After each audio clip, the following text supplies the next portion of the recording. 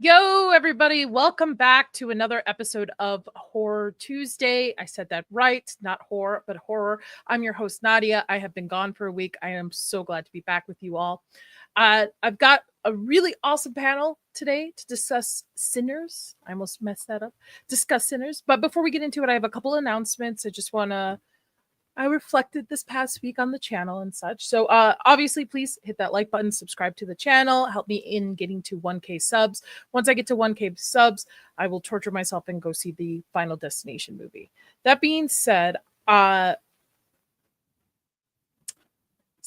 a little weird over here. I don't know if everybody has been noticing this. I am very random. So I've decided to kind of cut back just due to some kind of personal stuff going on.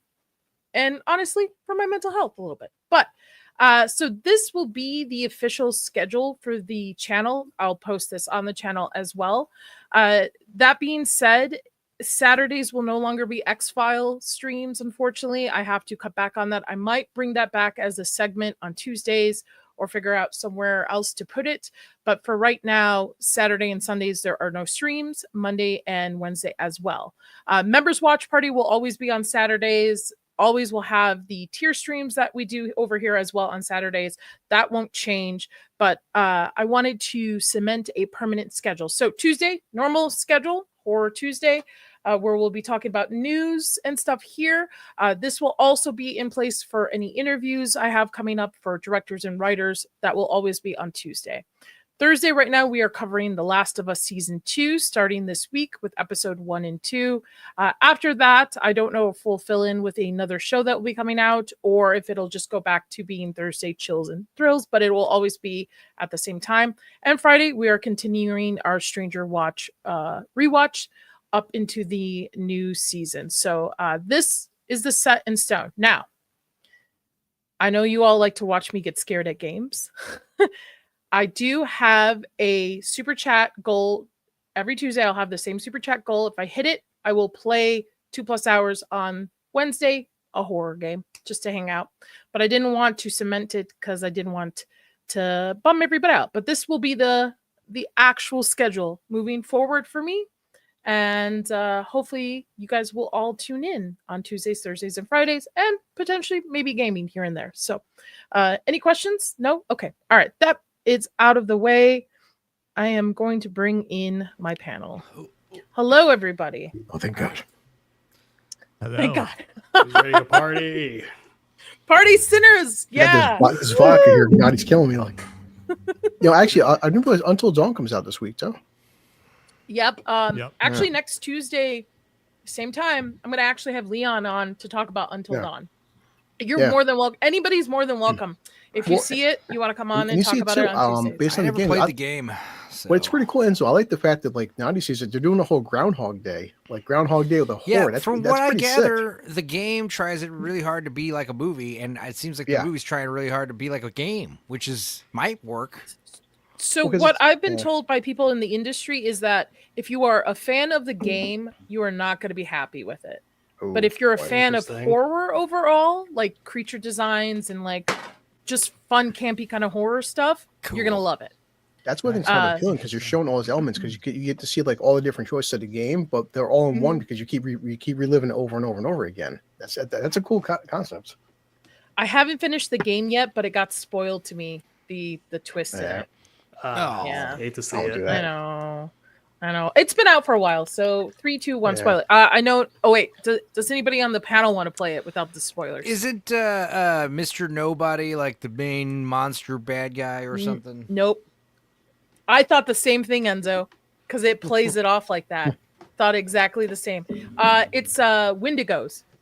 Oh, I knew it was Wendigos. I knew that. Yeah, it's his sisters. Like they camp out in this area that's just like infested with Wendigos. Like the mining wakes them up, and the opening segment when his sisters die, they actually turn into Wendigos. Cool. So it's Wendigos that go out. Yeah. So which is interesting because what's the other one? The Quarry, which is kind of a rip off a little bit of it. They're the same thing almost. Yeah.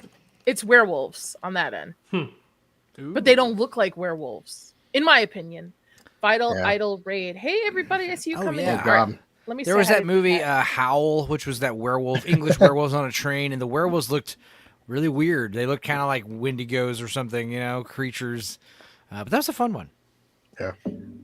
What's up, everybody? Blue, I see you can't drink until you're on screen. Oh, I am now. Vinzinger, aka El Otaku, aka the Weeb Pillar. I hope I did that right. Sup, amigo. Weeb Pillar. Nikki. Weeb Pillar. Sketch. Corey. Hello, Corey. Always good to see you. Sin's Fish, and I think I saw Sin's Stalker in here as well. I haven't seen Sin's Feet yet. What up, Is that a new one? Rachel. Is that a new one? I thought it was a new one. I thought, or maybe we got 3 of these things now. Oh no. Yeah. Just finished. Sinners had to read about the mid and end credit scenes that went sailing tonight. I might have a link for you, Rachel. I might not. I might. Thanks to Nick. Let's see. Piranha, thank you guys. I see you guys coming in. I have to think of a name for my chat when I raid in. The Spooky Squad. Remember, you said this already. You don't want to be called the Jake, SS. Yeah. No, I'm all right. Zeed, hello, Zeed. Hi, guys. Are you? Welcome. Leon, I see you. Leon. Oh yeah. Gifted 5 Horror with Nads memberships, which those are going to be changing soon too. You fucking beautiful devil. You didn't have to. I know he feels bad because he kind of double booked himself, but he's okay. You know what? For you, since we're talking about it. We're gonna kill every last one of you. It's a good one. It's good. It's a good clip. Hook, what's up, Hook? Sci-Fac. I actually got to hang out with him in the Doolies in Vegas for a while. It was pretty cool. The Doolies were unexpected but really cool. Very cool individuals. Little Miss, hello, Mrs. And I think that's everybody I got. Oh, Corey. Oh, and Molly. Molly Cuddles. Okay. Yeah, Molly's great. I like it. Yeah, I like it. I know. I'm like Molly Cuddles. Cuddled? Molly Coddled. Coddled. Thank you. Coddled all of us. You would think I was drinking the fucking tequila now. Cajun Corey gifted 1 membership. Thank you, Corey. That's awesome. For you. Hey, I got him. Sammy, those are fucking onions. Well, I like them. thank you, ma'am. Thank you very much. Thank you. You can give all the compliments. Selena, hey girl. Yeah, she's a local. I was telling her and her husband we need to hang out, not just once a year. You're an echo? Yeah, I hear an echo too. And finding a local. I just heard it. Yeah, somebody has. Does somebody have the thing Hang open? on. No. No. Okay. No, it wouldn't It's you, matter Sketch. because It's the sound guy. It's always the sound guy. it's usually not no headphones. It's usually the culprit. No, I got an earbud in. Oh, okay. Well, Wow, that was weird. StreamYard. Wait, Stupid back? StreamYard, yeah, dude. is this StreamYard? That's probably what it is. I don't hear it now. Okay. How's everybody? Before we get in, We good. I'm doing good. how is everybody this evening? We were rocking. Okay. Repping Team Jesus as usual. Is that's appropriate for today? It is. America. I will It's say still Easter somewhere. one of the announcements I forgot to make at the beginning awkwardly as I was like not trying to look in the camera but looking in the camera is that when I do get the Matthew Lillard tequila that's going to be delivered tomorrow, I'm actually going to and it comes with a Mike Flanagan novella. So like it's the only way you can get this novella. I think I'll do a stream where I'm tasting it and reading it. Ooh. And we know how well my English is. Dear God. So this should be fun. What? Hey Corey, I see you as well. Welcome. Jake came in with $5 super sticker. I have no idea what it is. Now I gotta go look. The Doge. Is it? Dog. Clapping, Aw. saying bravo. Bravo, bravo. Oh yeah, Yeah, thank it's weird you, you don't see Jake. that. You're awesome. I wish StreamYard would let you see what they are. Yeah, I like to pop the chat out from the YouTube That's smart. window, and then I just drag it over to my screen. Yeah, it's on my phone right now, so because I'm watching my phone. Jake, if you can hear me, English or German? I'll wait for your response and then I'll play your clip. Choose wisely. Choose wisely, sir. Choose wisely. I'm gonna Miss gander Sassy convince the Pants. German. I want to MC. No, you don't. No, you don't. I will pay There good will- money for that. It's not about who wins; it's about who loses. loses harder. Yeah, The, exactly. the audience wins. No matter who loses, we all win. Exactly. Nah, I was right. Jake said German. Okay, ready? German. Let's go. Schmeiß dich ins Feuer! Du dämliches Weibstück! Du willst mir tun? Ich werd's dir zeigen!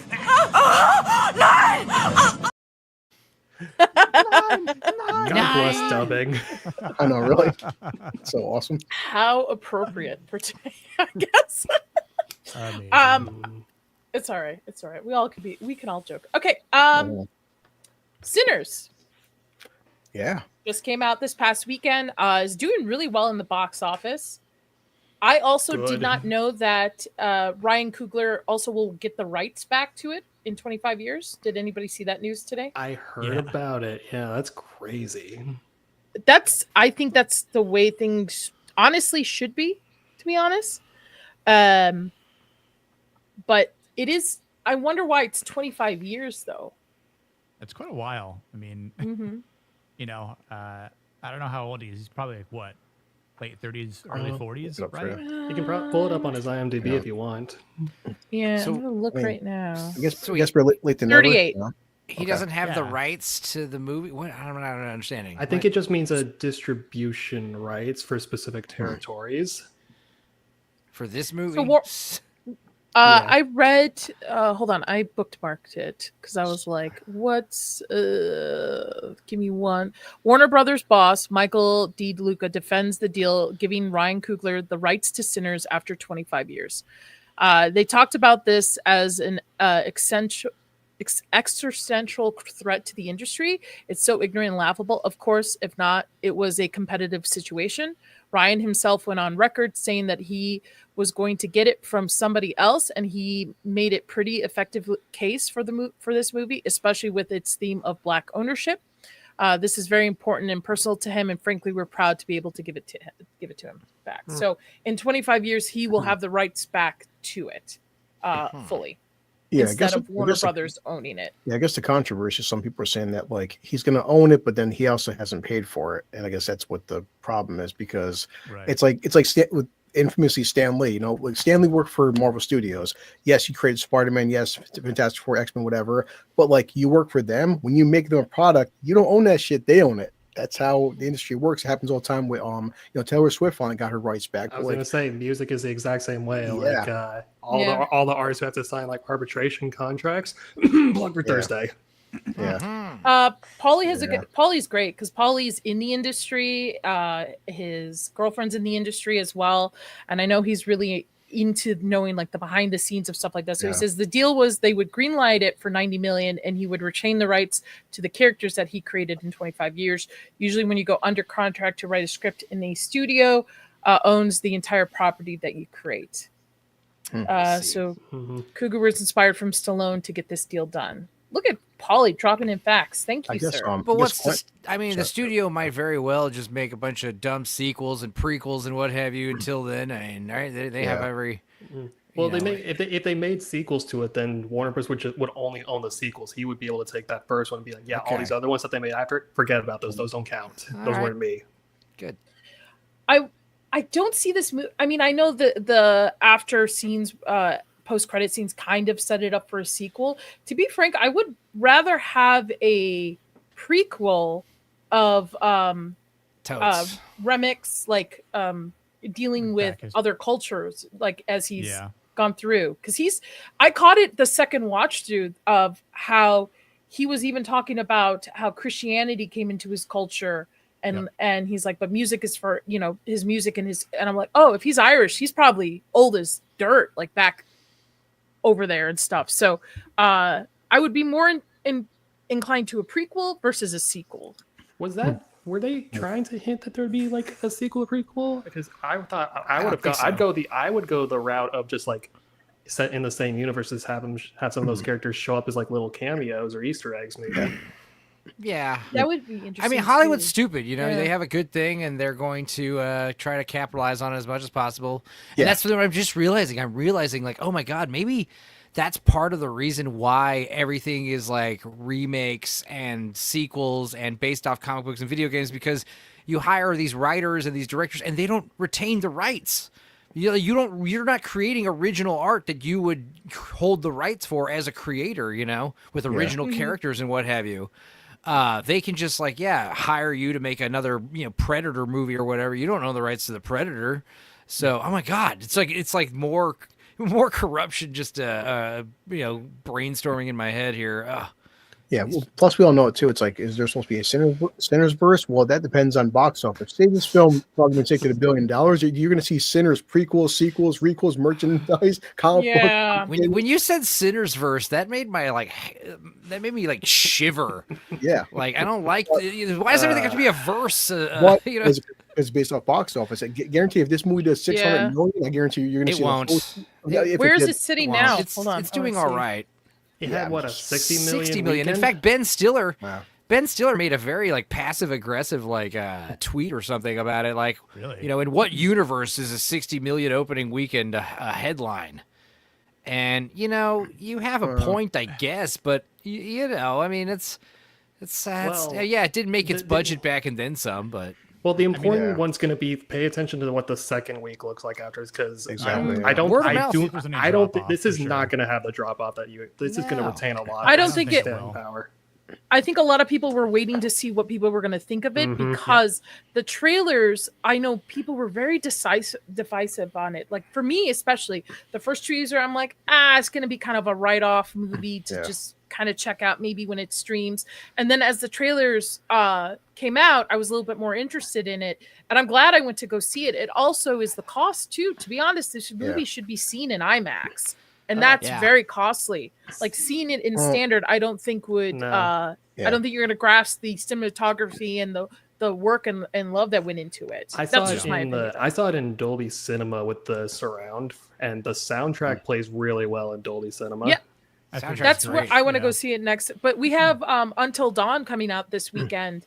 So if you're looking at horror movies for horror fans, but Like a real knockout. horror fans would have seen this already, to be honest. They Yeah. would have been opening night anyway. That's what I'm saying now. It comes down to for it. competition. Number one, horror itself as a genre doesn't do that well, plus competition. Plus, I mean, love it or hate it, guys, tomorrow, Thursday, my kid, I'm taking him to see the 20th anniversary of episode 3.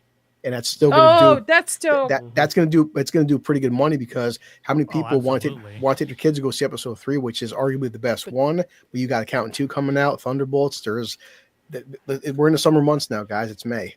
Yeah, There's a lot of competition. Red Letter Media just had that video where, there's a lot of original movies coming out this year, and they're all like flopping or not doing well, and it's part, the streaming, expectations that it's just going to come on your, living room soon. The fact that theaters are going insane with the price and they're just not worth it. Now with the whole Minecraft, like bringing chickens and throwing popcorn and stuff.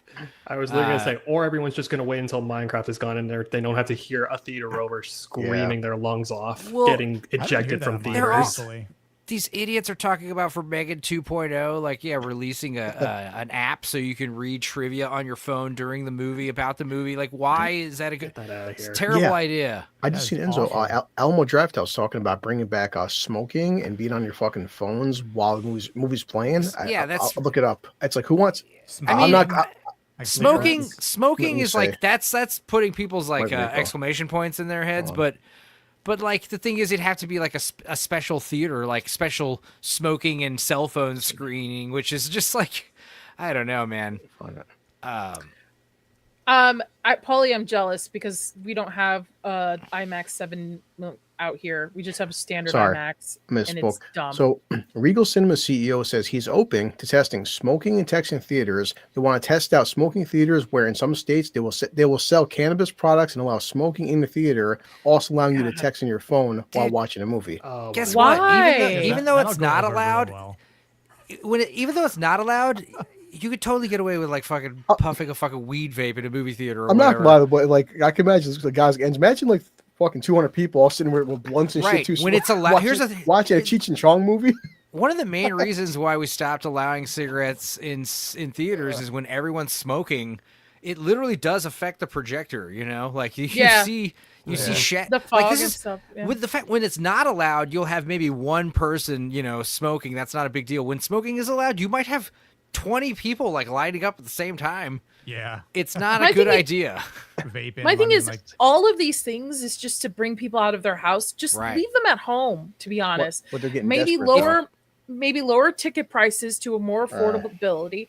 Maybe or have better than just $5 Tuesdays. Like have better pricing for your matinees and stuff.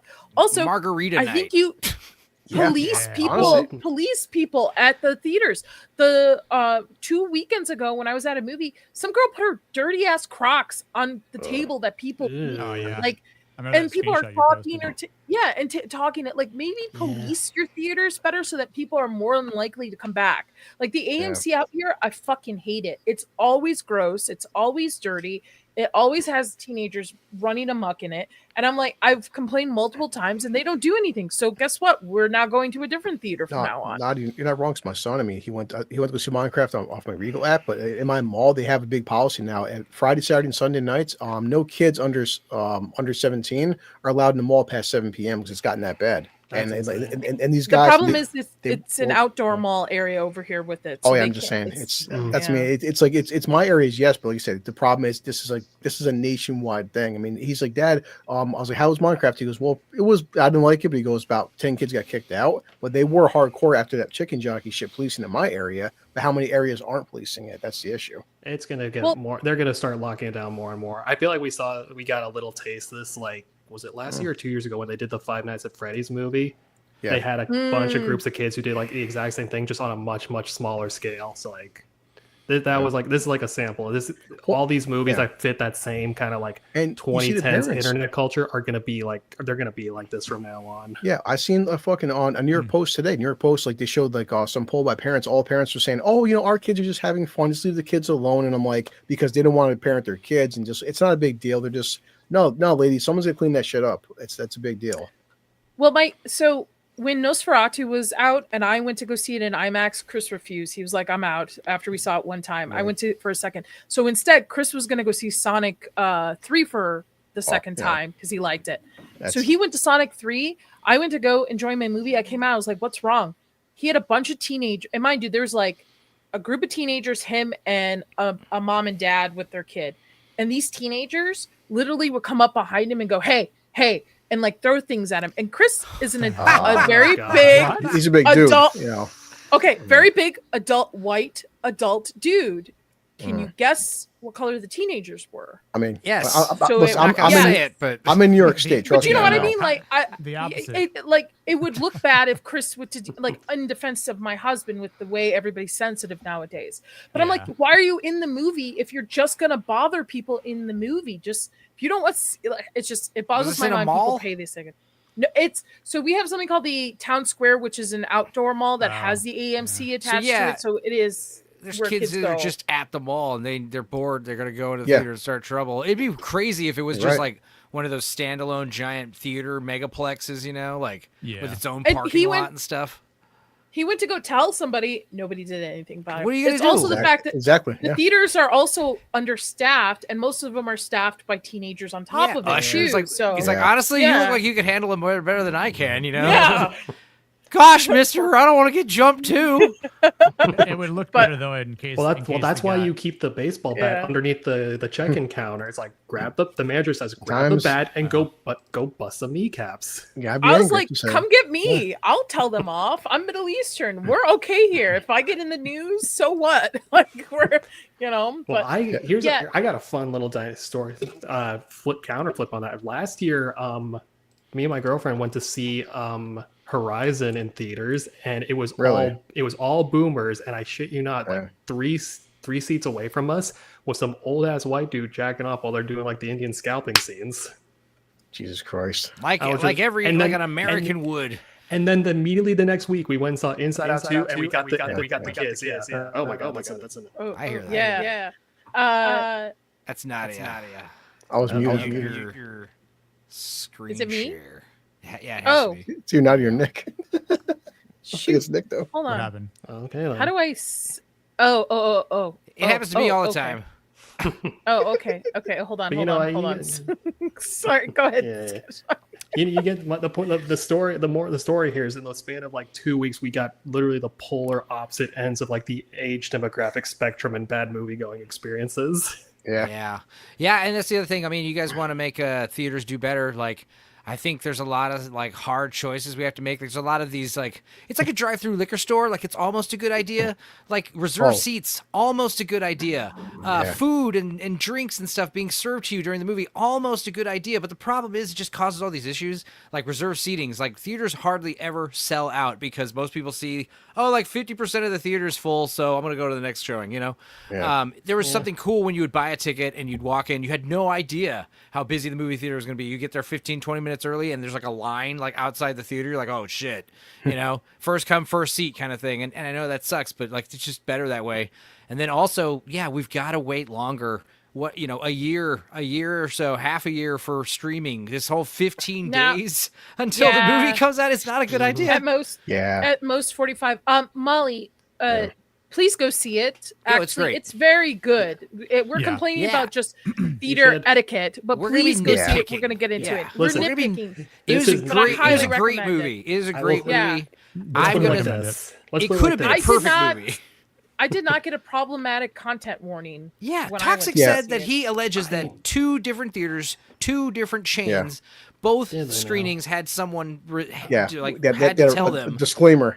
Some kind of disclaimer, this takes place in an older time where the racism, N-words or something, and then you had to acknowledge that to get a ticket, according to him. I didn't get that. Me neither. I didn't get it either. I didn't at all. I got there a little bit late, so maybe I just missed it. Considering that I live in New York State, I would expect my state to do that shit. And I went to a major chain. I went to AMC, and more than likely they would do something like that. So, same here. We were at an AMC too. If it was there, it would have been there. 2 Michael B. Jordans, Molly, not just one. So when I say I want a pair of Jordans, there's an interesting topic I want to ask about. Here's a question I want to ask: how did everyone feel about having Michael B. Jordan playing off of Michael B. Jordan? He was good. Well, wasn't he supposed to play off Jonathan Majors, and it got changed? I guess that was rumored, not confirmed. I'm pretty sure Jonathan Majors was supposed to be one of them. They were supposed to be cousins, not twins. Holly might have been. So that line wasn't supposed to be sarcasm, where he's like, "We cousins." Yeah, so I think don't quote me, but I think I read it somewhere that he was supposed to be, and then with all the issues that he had with Marvel and stuff, they just kind of like, hey, we don't want any problems. It reminds me of There Will Be Blood, where Paul Dano was supposed to play the other brother, but then the main brother Eli dropped out, and then they decided last minute, let's just have Paul Dano also play him, and they'll just be twin brothers. Who cares? And it ended up working awesome. I feel like something else happened there, similar. To answer your question, Sketch, I thought he did fine. The only issue I have is the opening scene when you introduce them, and it looked weird. Like it looked off because even the cigarette passing just looked. There was like a delay. But I might have watched it again on the C's, and the cam version looked better, maybe because it was a little. Well, because now you're watching it at like 2240p quality. Yeah. Of course, of course, you're not going to notice it now. Okay. First of all, cougar is spelled COOGLER. Yeah, Polly, you should know this. I had twins in mine inspired by some new and old neighborhood, but Major was never a part of the purchase for what I've heard. Okay, so that was a rumor then. Okay. I'm going by Google saying that like it was not always started as a twin role, but eventually Ryan Coogler decided to make it twins, but the initial concept art wasn't twins, according to Google. So I'd be willing to just chalk it up. I think people probably just speculate Majors would get brought in because like him, Michael B. Jordan, and Coogler have like worked together on a couple things all together. Like they were all in like Creed 3, they were all together. Like there's just like that little network that they all work in. Did B. Jordan and Majors do that Western together? I haven't seen it, but it was like a Netflix Western that came out a while back. Maybe I'm thinking of something else. Okay, anyway, let's get into it, right? I think it's going to make its money, to be honest. I think it will. It'll count as a successful movie. Yeah. Movies nowadays, people don't realize, like, it's very expensive to go see movies, and people are very hesitant with just how much slop we've gotten in the last couple years. So Vex, thank you. Sinners was mid as fuck. I Goodbye. can't say that she can. Hi, Vex. She's Nadia, Vex. don't let her in. She's one of them. She's not. She was invited, but she decided she'd rather, go hang out with her other friends and then go to bed. Man. No, it's all right. I know she is. No, she's not. I love Vex. I love Vex. Vex does my intro and outros, and she fucking tells me, like, Vex will be like, "Listen, I'm gonna be really mean to you right now. Let me tell you this," and I'm like, "Tell me how to improve." So she's awesome. Super Vex chat. is great. She is. Vix is on a villain arc. She fucking is. We all are. My predictions: most successful profit film of 2025 in fucking April. Toxic are smoking something. That is. You understand Superman and Fantastic Four, Jurassic Park are coming out in 2 months, right? I'm gonna go see Avatar 3-4 times just to piss him off. Oh, is that coming out this year? Yeah, that's it. That'll make $1 billion as well. That'll. Yep. And Wicked too. Sketch is with me usually on Stranger Things. Nick is too, and Blue, and we all know what Toxic really wants. Afternoon, ladies. Afternoon, Billy. Take the new suit, Mrs. Wheeler. Thank you. I mean, don't we all? Hey, Toxic stop wants calling a my young friend. bod. Stop calling my friend a birthday clown. Actually, Mary Frankenstein was pretty good. Stop calling her a birthday clown. Well, in terms of yes, budget and box office, you could say Sinners will be successful, but look, I'm the first one to say Minecraft, yes, is a terrible film, but we all know it's going to do at least $1 billion, if not $1.5 billion. You think Sinners is going to beat Minecraft? No. Well, maybe no not. way, Maybe dude. not like raw numerically, What? but proportionally to the budget. Budget, maybe, Yeah, but Yeah. Let's see. Hold on. What is coming out? That's going to be coming out soon. Looks Dude, like we have- Thunderbolts is going to make more money than Thunderbolts. people expect. but I'm telling you right now. The summer does come down to Fantastic Four and also Superman, and that's going to be the big debate Superman, over the summer. Jurassic Park. Mhm. I know what Jurassic- you did last summer. Jurassic Park's doing $1 billion. I guarantee it's doing at least $1 billion. Oh, I could see agree, them doing dude. $1 billion. Yeah. At the very least, 800 million worldwide. That's my low number. Oh yeah, I worldwide think for Sinners will be Yeah. overall a what's the good word for it? It's not financially successful, like critically successful. Cult classic, probably. Sci-Fi said as well. Everybody I know, I'm gonna go see this at least twice. I'm not gonna. You think? Oh, You yeah. guys They got think, me. They got me, I'll guys. see it. I'll see it once, but I don't know about twice. Do Because you when guys does it think, come out? Next month. Dude, there's Which a one? lot coming out in May though. There's a lot of Lilo. movies Yeah. coming out in May. Well, 'cause I think I'm everyone's just trying even to get seeing out of the way. Thunderbolts. Yeah, everything I there's- think is trying to get out of the way of the summer big three. Dude, there's Thunderbolts. There's the new Karate Kid movie. There's Right. Ballerina. Dude, Ballerina there's a lot was of the other movies one. coming out in May that are Yeah. going to be competing with one another. What? Clown in the cornfield. Oh, well. That's actually supposed to be pretty big in the horror community. God damn it. I think I did see something about that. Yeah. Yes. Clown Do in you the guys cornfield. do you guys think Sinners is going to do really well in China? I mean, I have a feeling it won't. So What's I their mean, poster going to be? Just blank? I wonder why. It'll be a Haley Steinfeld as a vampire, and Would it even be monetarily worth it for them to market it and put it over there? No. I feel they would Not at lose all. money just based off the money they would have to utilize to, and it sucks because it shouldn't be that way, but it is. Maybe you can Yeah. make up a little. Toxic- Maybe you can make a little extra cash over in Europe. dude, it'll be that Chinese shop owner will be on the cover of the poster, and maybe they'll have some extra scenes with him. There you go. Yeah. I'm with you, Hook. I don't think Superman's Um, I'm not very excited for it. I will say though, 28 Years Later is also coming out towards the end of Yeah. June, and if that actually does well, Toxic, you're off your fucking rocker, man. To think that this movie is going to be the movie of the year. I mean, if you told me this is going to be your favorite or one of the best movies of the year, I mean, yeah, sure, that's subjective. I'd say top 5. Yeah. when you make an something- objective claim it's going to be the most Also, profitable film of I mean, 2025. The last one It's didn't like, do so okay. well, but the final Mission Impossible is going to do bank. I think. That's That too. comes out in May I'll as be well, seated dude. For that. That's also- yeah. That's a Good May movie Lord. release too. I mean, It's there's- dude. December- I'll say Yeah. if Toxic says it's going to be one of the most profitable original films of the year, sure, I Yeah. could totally buy that. We are getting a Christmas movie though, like a movie on Christmas What's that I will definitely be Anaconda. Oh, Oh I'm my actually God. excited for that because it's going to be meta. They're going to be Isn't Paul making the Rudd in that? Anaconda movie. Yeah. Yes. Paul. Yeah. Oh yeah, damn. They're making an Anaconda movie, and an actual anaconda is like killing these actual actors and shit. I'm like, hell yeah, that sounds great. Jesus is in it. Jim Caviezel. Caviezel is in. Yeah. Yeah. I forgot He's to in it. rewatch Passion of the Christ on Easter, man. I always like to watch Well, Oh, now that. man, you that have, movie well, now you always have the makes kids me cry. version, King of Yeah. Kings. It's a tough movie to watch, Yeah. It's honestly. one of the like- best Yeah. horror Oh, movies no, it's ever actually- made. Yeah. I didn't know that Five Nights at Freddy 2 is coming out this year too. Yeah, and Yeah. Predator Badlands. We've got The Running Man. We have The Long Walk. We've got Yeah, Black there's still a Phone lot. 2. There's a lot coming out. Wicked Yeah. for Good, the second part, which that will make $1 billion probably too. I won't see that though. That is indeed a will. name. I will I see do, it.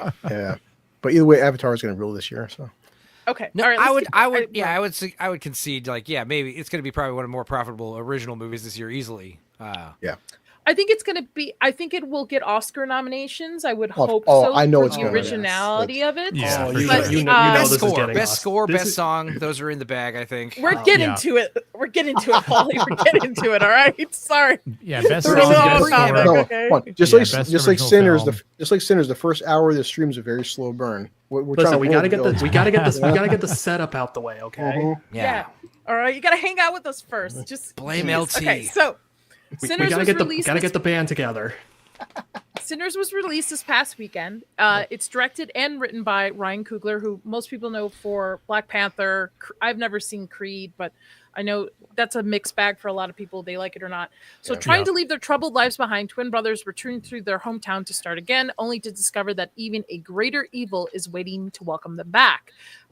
Which I think is misleading because I don't think the twins are the main characters, but we'll get into that. So, initial thoughts, spoiler free, just for the chat, and then once we get into spoilers, I'll put it in the banner. Nick, initial thoughts on it? Yeah, I mean, I thought it was a pretty good movie. I enjoyed it. Obviously, it's not a perfect film. There are some flaws within the movie. Could be some dialogue issues, some pacing issues. I think in terms of how the plot unfolds, things could have been condensed and redone a little bit better to get to the parts that we probably wanted to see more of and we should have seen more of around like key characters.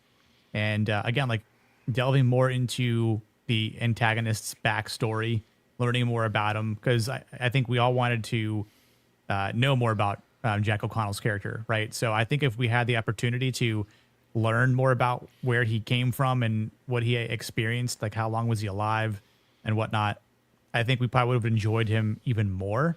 Because I think from what I gather, most people enjoyed his character, but we just didn't get enough of him. So just some rearranging, much like we kind of talked about on Leon's stream a little bit last night. But I'd still recommend people seeing it and then just formulating your own take, whether you liked it or not.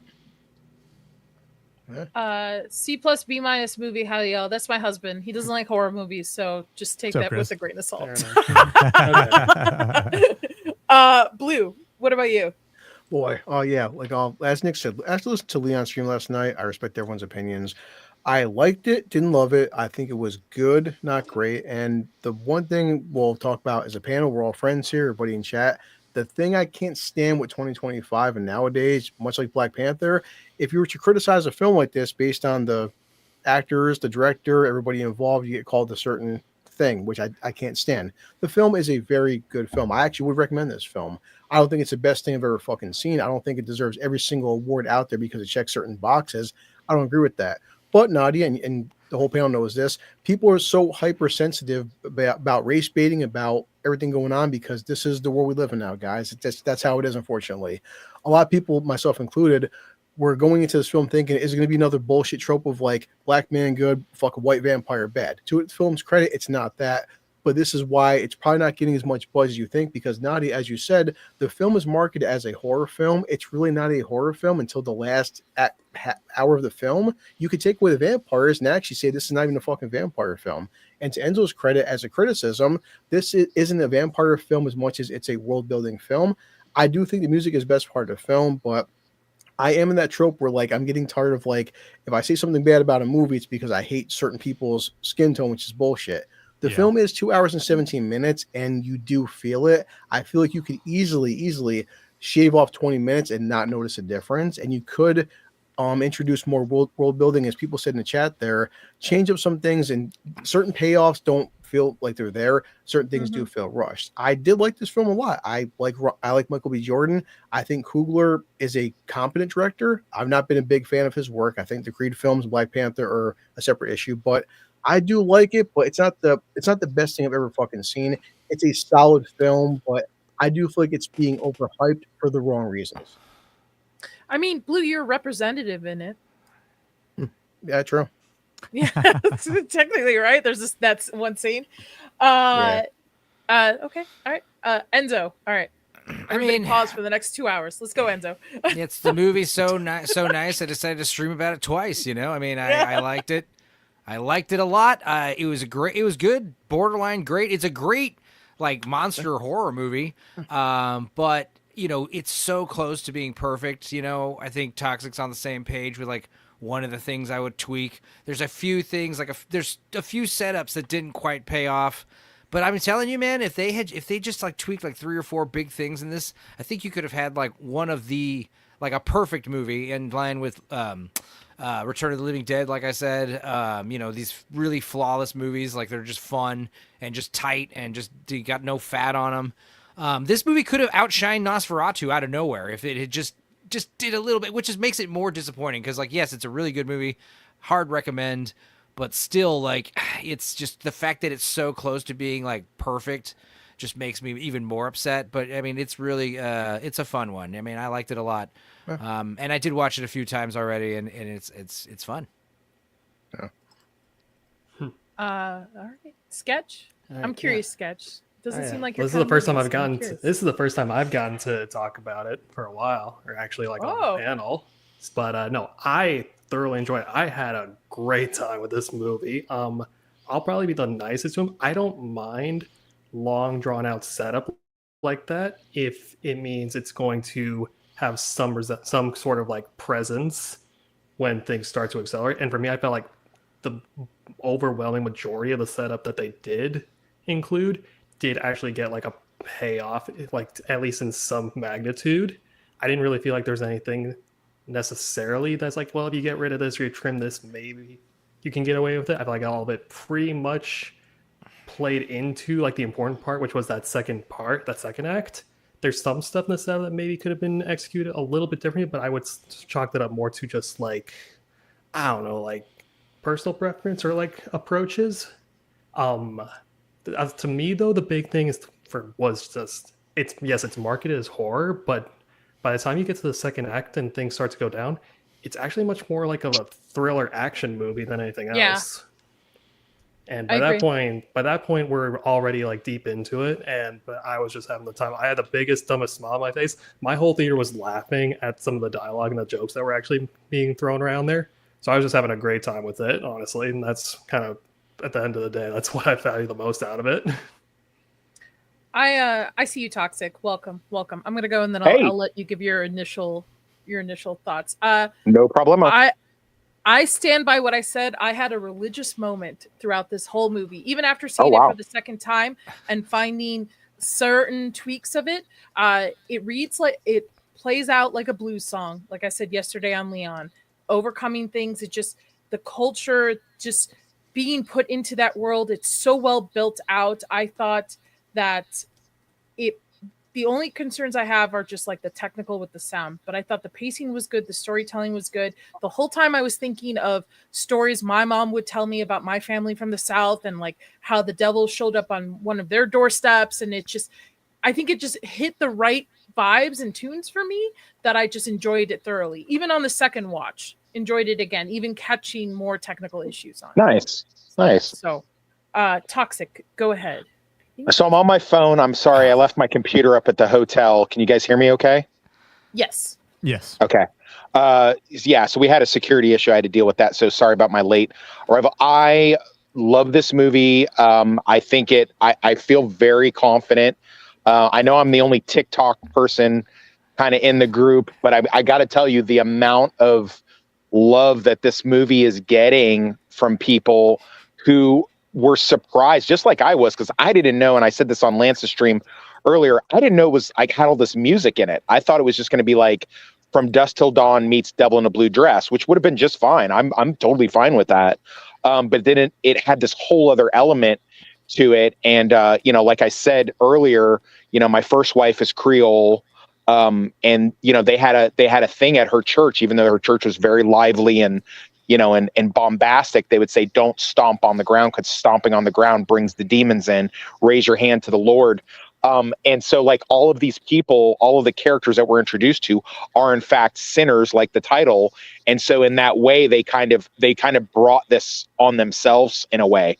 And I love the way that they mix in all the different cultures, and that the main protagonist, protagonists, plural, you know, they're kind of bad guys. I love that idea. Like From Dusk Till Dawn is one of my favorite movies. I love it when it's a genre bending type thing. And the fact that they had, you know, the indigenous element, and then it's a sundown town. So they're like, hey, don't let this guy in your house. Oh, you don't want to listen? You got your Klansman? Well, fuck it. Bye. We're out. And then later, the mistrust is based on the skin tone half, but then also based on the hoodoo girlfriend that's kind of like, so I'm not vibing this, something's not right. And, you know, they make the common mistake of, you know, greed kind of takes over, and they let somebody in that they should not have. And that's how it all goes awry. And just that I was a little iffy as soon as they made me fucking agree to that stupid waiver. They're like, oh, this is going to be problematic. I'm like, dude, stop. Yes, give me the ticket. What like, I don't even. What chain of theater is I'm going to just out them. So it's B&B Theater here in Leavenworth, Kansas, the Landing 5 B&B Theater He here. doxed his own location too. Yeah. Never heard of these guys. Who are they? Yeah. And then There's a reason for it. This is what And town then- I'm in. right, but then also I had a job the other night in Lawrence, Kansas, and I went to the Regal Southwind, and they were doing the same thing. Yeah, Okay. Regal Southwind, yeah. Yeah. And Dude, so I was just, I got Regal. They didn't do shit. Can I do And my I said- impression? This is my Go ahead. impression of me buying a ticket and getting some kind of like PC warning before I buy a ticket. It's like, hey, just so you know, this movie's got very problematic things and blah blah blah. I would just be like, are you serious? Oh my god! That's what I Like, said. Yeah, That's I'm dude, so that's excited now. Hold on, time out. What is problematic about it? It is literally Problematic. There's Yeah. a word, a certain What- word that's in Use every of the single rap N-word, I'm song. guessing. Yeah. Yeah. It's historically accurate to the time that Preaching to the choir, not Nadia. Yeah, exactly. Yeah. like, Preaching to the choir. Listen, I get it. It's just, you know, I'm in the Midwest. So, I mean, make of that what you will. Number two, it's just, you know, you have these two towns are complete polar opposites. So I was actually surprised that the progressive town in Lawrence actually doing this, but that was where the corporate one was for Regal, and then the small chain of B&B. I was like, dude, are you guys serious right now? And I even asked him, and I did the first time I kind of just was like, look, I just want to see the movie, so I'm not going to really buck. But then the second time I was just like, I went after him a little bit because I had enough time. I already had my popcorn and all that. And I was like, listen, if I did have a problem and I was looking to be offended, do you think that your little warning right now would actually fix it? Because if people are looking to be, yeah, go ahead. there's nothing offensive about the movie at all. See, And if not, it celebrates the culture of the South. And like, I know what it is. Somebody yesterday in Leon's comments was like, "Oh, you know, they got to trash on Christianity, so they got to now like put all this like voodoo." I'm like, no, this is like actual historic to those people. Yeah, No. I didn't read it that way either. Yeah, Well, I didn't read it that way either. Yeah. Okay. I'm all just right. like- You know what the warning is? You know what the warning is? It's because this movie takes place in an older time when, you know, so there's no homosexuality or trans people in this movie, I'm afraid. Right. So you're going to be confused that there's no. I'm just joking, but No, you're not. I don't probably think you're not even wrong. You're not wrong. You're not thinking deep enough here. This is clearly just the white man trying to keep a black man business down by discouraging people to go into the movie because they have to sign a consent form. They're trying to scare them. Okay, yeah. I'm just saying, I'm from New But York. I think when they're putting the waiver together, they're not thinking of it just being blunt. Like they're not thinking of white dudes, right? They're thinking of other cultures and things, but it celebrates those things in this It movie. does.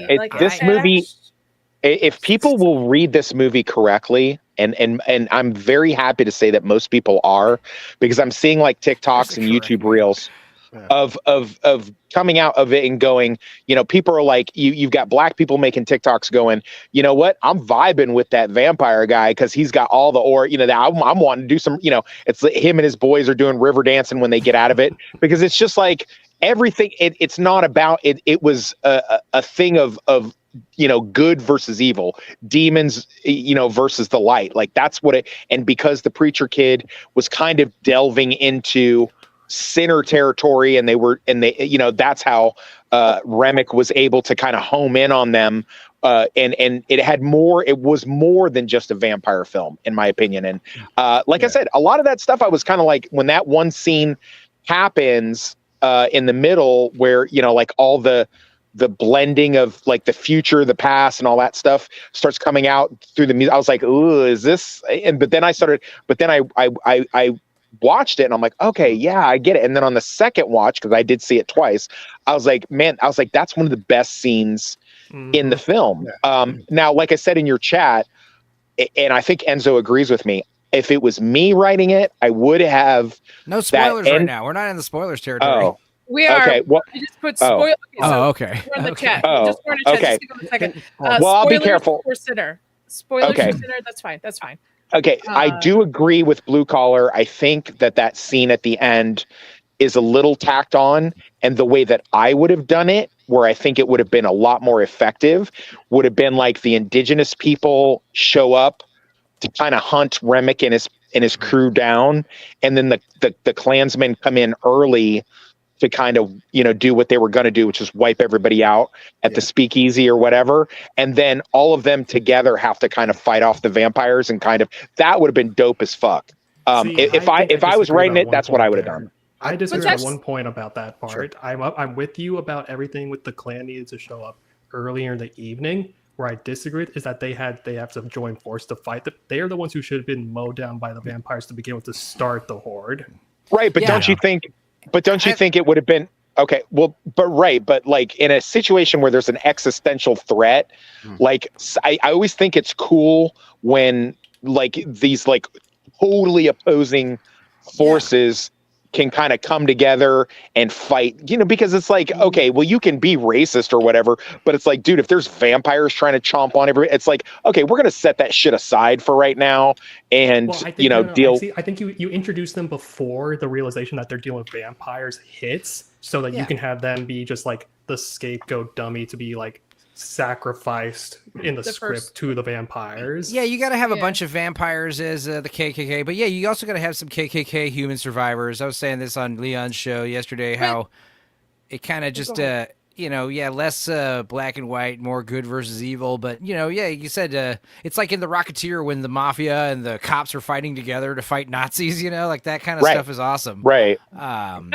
I feel clan vampires would be too predictable when looking at this movie, even from the trailers. That's why I liked the main villain, because he has seen some shit. He has seen cultures come and go. You got to admit, he's one of the best villains ever put on screen. Like, he was so great.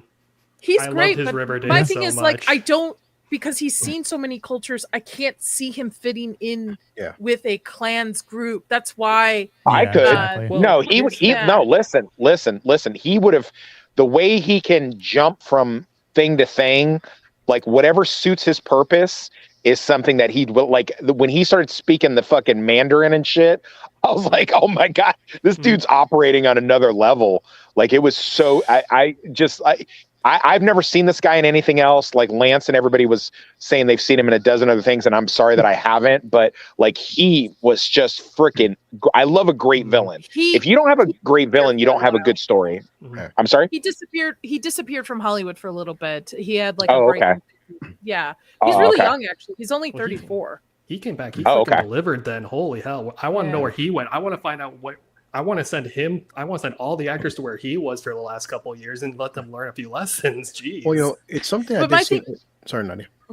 But my thing with him is I know some of you had said like, oh, I wanted a little bit more about the villain and stuff. And to me, I can see that being a prequel, but I think he just gave just enough and just in the dialogue alone that made him just so vicious that it kind of unnerved me even on the second watch through. See, I like it when your characters have mysterious backstories and you kind of just get to fill the holes yourself, like with, some of the cooler characters like Scorpion and Wolverine and Boba Fett originally, and these characters were cool because they were mysterious. You didn't know a lot about that them. could be a thing where it's really just kind of, if they did a prequel with him, as much as that sounds on paper interesting, it's like, From Dusk Till Dawn 3 showing us Santanico Pandemonium's origin story is kind of lame. But that was actually a twist, dumb. though, because you're watching a vampire movie, you don't realize it's Santanico Pandemonium's story until the very end. Yeah. So spoilers. Well, it's one thing.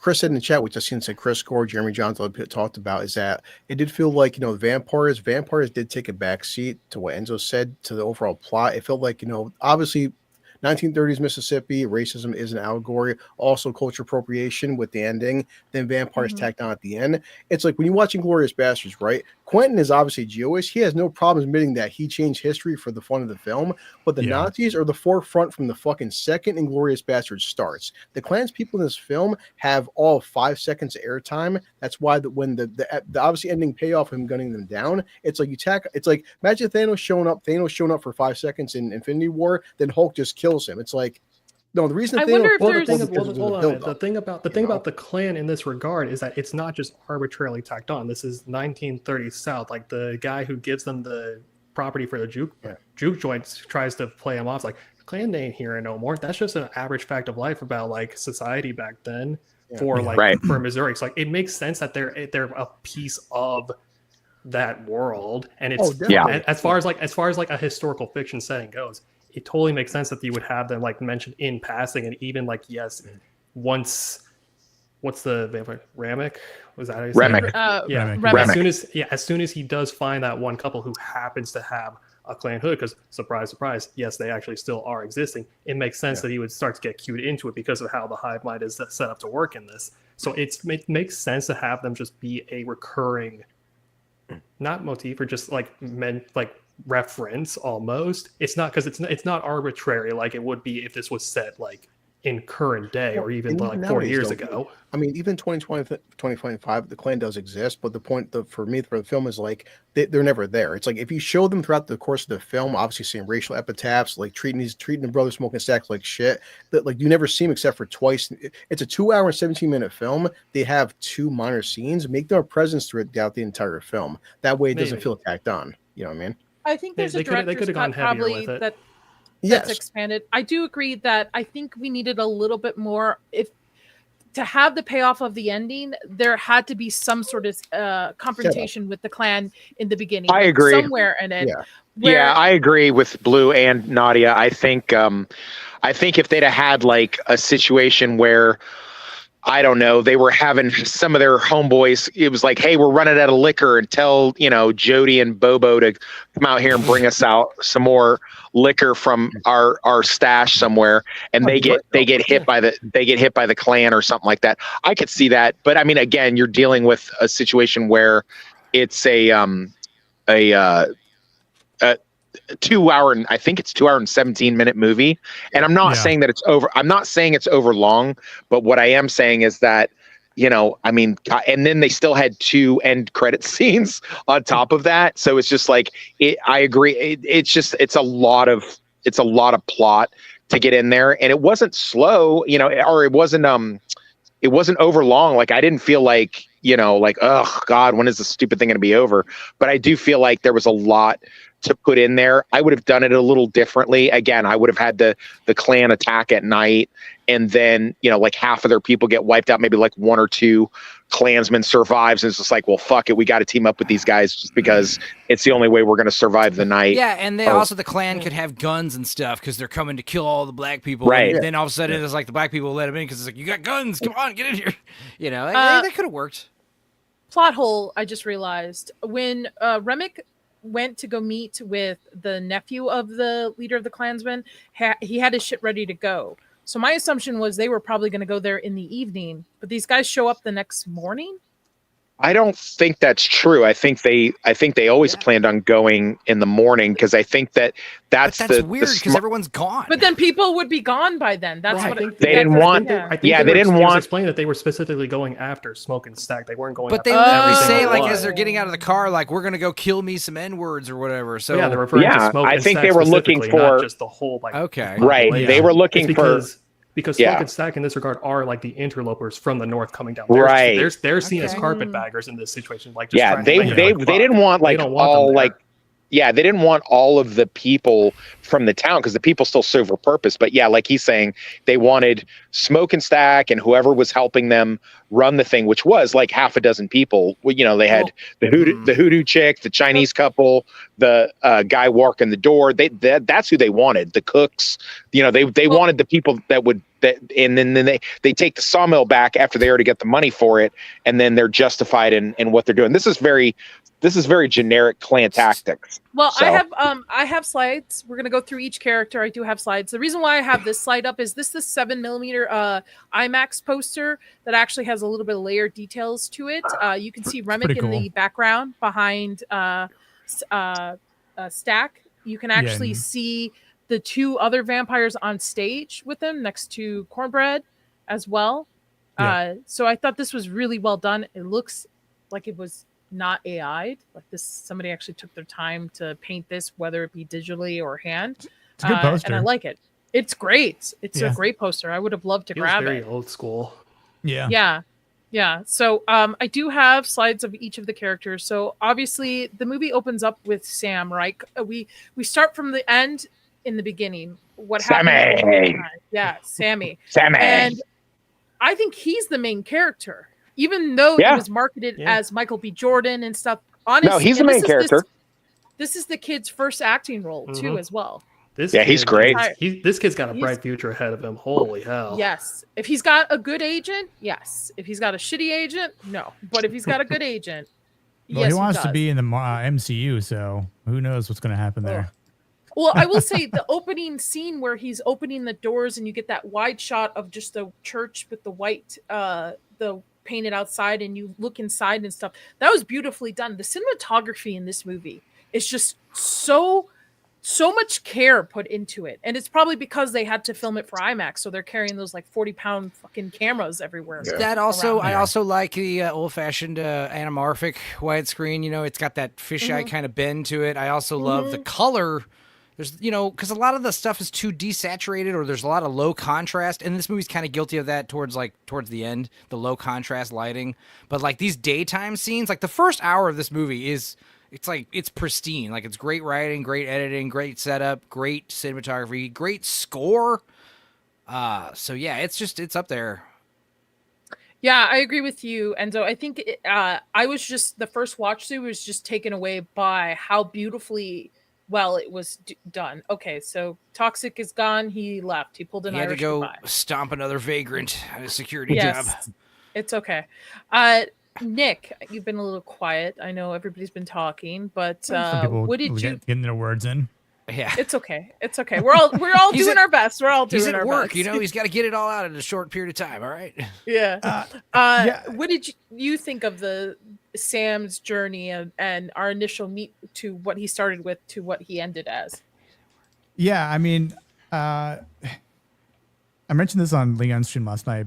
Being a musician myself for my entire life, and having seen some really well-known blues artists like B.B. King, and playing some blues myself, that's the part that hit me the most in this movie was the musical aspect, and I think that's what this movie is really about, and how music can change you and how it affects people, and I know that's what Remick is all about. He's after Sammy because Sammy can potentially bring back his ancestral spirits, which is an interesting take. I almost would have liked to have seen it potentially happen, but that's kind of like up to our imagination. And I know Miss Annie talks about it when she's telling Smoke how powerful music can be when she visits him for the first time at the beginning when they're assembling the Juke Joint Avengers, as I call it. And That's pretty good. yeah, and I really liked it though because, but my only critique about Sammy's journey, his character development is, I wish we would have seen a little bit more of him, and I don't know if that was a choice from Ryan Coogler because this is his first, breakout movie. I mean, the fact that he's sharing the screen with some other, well-known actors, what's her face? The actress who plays Annie, Wunmi Masako, I think her name is, and then Delroy Lindo, and obviously Michael B. Jordan, but also with Haley being on screen too. He's got quite the list of people up there that he's centered around and has some more screen time than. And so I think both Michael B. Jordan and Miles Catton are the main actors in this. They're the focal points. But I think I do think Sammy has a much more crucial point in the movie. As I said in my video, if you take Sammy out of this movie, you don't have a plot because Remick is not going to go after anyone else. You know, so it's like, what does he do at that point? So I think if he's that impactful to our antagonist, then you have to highlight him more than he already was. And again, not that I don't like what he went through in the movie, but I think again, this is where you take that first act and the exposition that we go through, we see could have been condensed, because that's the part to me that felt the longest of this movie. And I feel like at that point you start to speed things up in that first act, and it's shorter, or you start to do more. It's like, imagine we get to the parts that happen in the second act, but we get them in the first act, and then we can flesh more things out that we probably wanted to see, right? Like where the group of the KKK potentially try to show up at night. And I know these are things that we would have wanted to see that would have made a little bit more sense to us. But I think for Sammy, his character was great, especially how the movie ends, which is by far one of my favorite parts of this entire movie. And it's not just for the fact that they got Buddy Guy to act as an older Sammy in the movie, which is awesome. But just the fact that they did this and they kind of play us a little twist there with with us thinking that both Mary and Stack are dead, but they're not. And they kind of show up. But also the fact that there's some kind of villains, there's like this respect and this like kind of, they are family kind of thing, and this like this nice like, it was hard. That movie could have been way more darker and scarier and still had that ending, and I think it really uplifts the whole movie, that ending, Agreed. What's Up Culture Casino, I got to hang out with him this past week too. It was really cool. We talked about dogs. Did this movie cost too much to be profitable? Is Coogler a one-note director? I don't know. A $90 million budget, $60 million opening weekend. I think it'll make its money in this second weekend.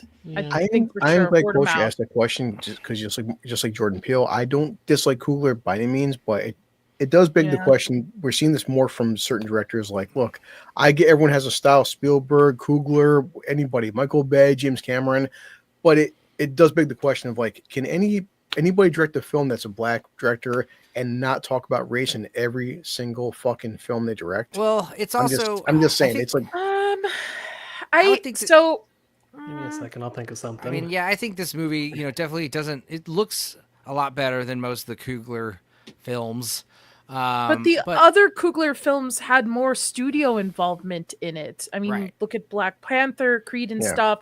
And also, Creed is based off of a previous IP too, with Rocky. So this is actually still attached to them and like overseeing, mind you. Yeah. And this is his first, I try liking Jordan Peele, but like Jordan Peele, every movie you make, every film's got to have some kind of like racism allegory in every film you do. Like, and you don't deal with that with other directors. Here's the key difference between that and something like a Marvel movie that throws like a screenshot or whatever you want to pick. The thing between these and like the Jordan Peele ones is it's not as just arbitrary in their films as it would be in other places. Like here, it's very clearly intentional and crafted to fit naturally into the story. it doesn't feel out of place in a setting and a plot like this. I think a more appropriate question that Blue Collar should be asking is like, if a white person directed this movie, would Hollywood and the mainstream have a big fuss about it? You know, I don't think so. I don't think they should, but they might. You know, this should be directed by a black person because it's about black people, and it's like, no. How many directors? Okay, like take for example, right? Tim Story. Tim Story directed Fantastic Four 1 and 2, Rise of the Silver Surfer. Love or hate them films. Tim Story is a black guy. Yeah. It's funny, you watch 2 Fantastic Four films, right? It's not about race. And also, we had a little character called Blade who had 3 movies, who was a black vampire. Jordan Peele, and I can't say so much for Ryan because this is his first like independent film, but for Jordan Peele, he wants to make those movies because that is his life experience. That's what his vision of the world and such. So, and there are people who experience that. So those are made for those.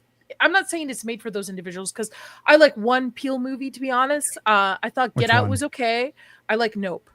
Nope terrified. Nope. Nope's for the best one, for sure. Yeah.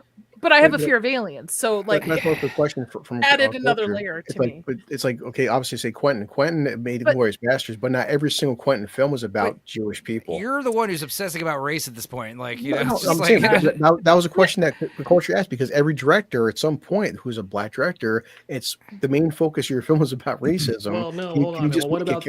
What about the live action Black Dynamite though? Yeah, that's true. I mean, you don't get much closer to like black exploitation like tropes than that, and I don't think that one has a lot is that front and center and all that.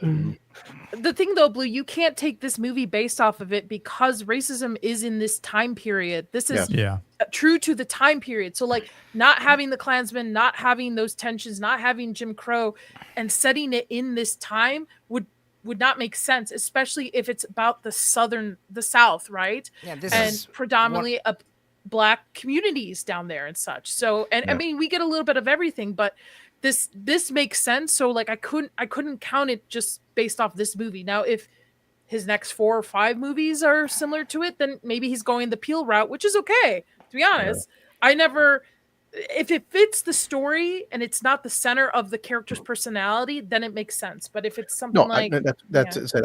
I agree with that. If you make a period piece, yes, but like that becomes your entire filmography. That's when it starts becoming the question. If it's like that's all you're directing is just the same story and tropes over and over and over and over again. Right, but I mean, the thing is, people want to make, Hollywood wants to make these quote unquote, woke stories or these diverse stories, and this is like a great example of like, doing it pretty good, doing it fairly right. I mean, like I said, we talked about a couple of things to change, here to add more of a dynamic there, make it less heavy-handed. But like overall, this could technically be described as like a, whatever woke movie, but it's not offensive. Only in the most like boilerplate, like trivial sense of the word. Absolutely. To be fair, every single comment or about that we brought up about it that we might be like change or would do differently has never once focused on anything racial or woke. It's primarily been structurally related. Keep in mind. Yeah. Like my main criticism in terms of like the wokeness or whatever you want to call it, the message is like this lack of Christianity stuff. Like right here, we're setting it up that he's like the son of a preacher man, and it's very From Dusk Till Dawn, where they have a preacher on their side, and it's like a weapon of God. They have this like great weapon with the faith of God, but unfortunately, this movie it discounts like Christianity, Jesus Christ, God, whatever have you, and it in favors for like voodoo, superstition, that kind of like black magic. I'm going to push back on that, Enzo. I think it's a mix of both, and it's, again, based on the culture down there, because the culture down there during the 1930s, and even till this day, had the Creole kind of voodoo thing mixed in with baptism. Not baptism. What's the Christianity that's prominent in South? I'm Catholic, Baptism. so it's the Baptist. Baptist? Thank you. So, like, that mixed in there. So I don't think this is anti-Christian or pushes away saying that the voodoo... Not that it's anti... I was just hoping that like that would kind of come back more stronger towards the end instead of garlic and there was a lot. It does.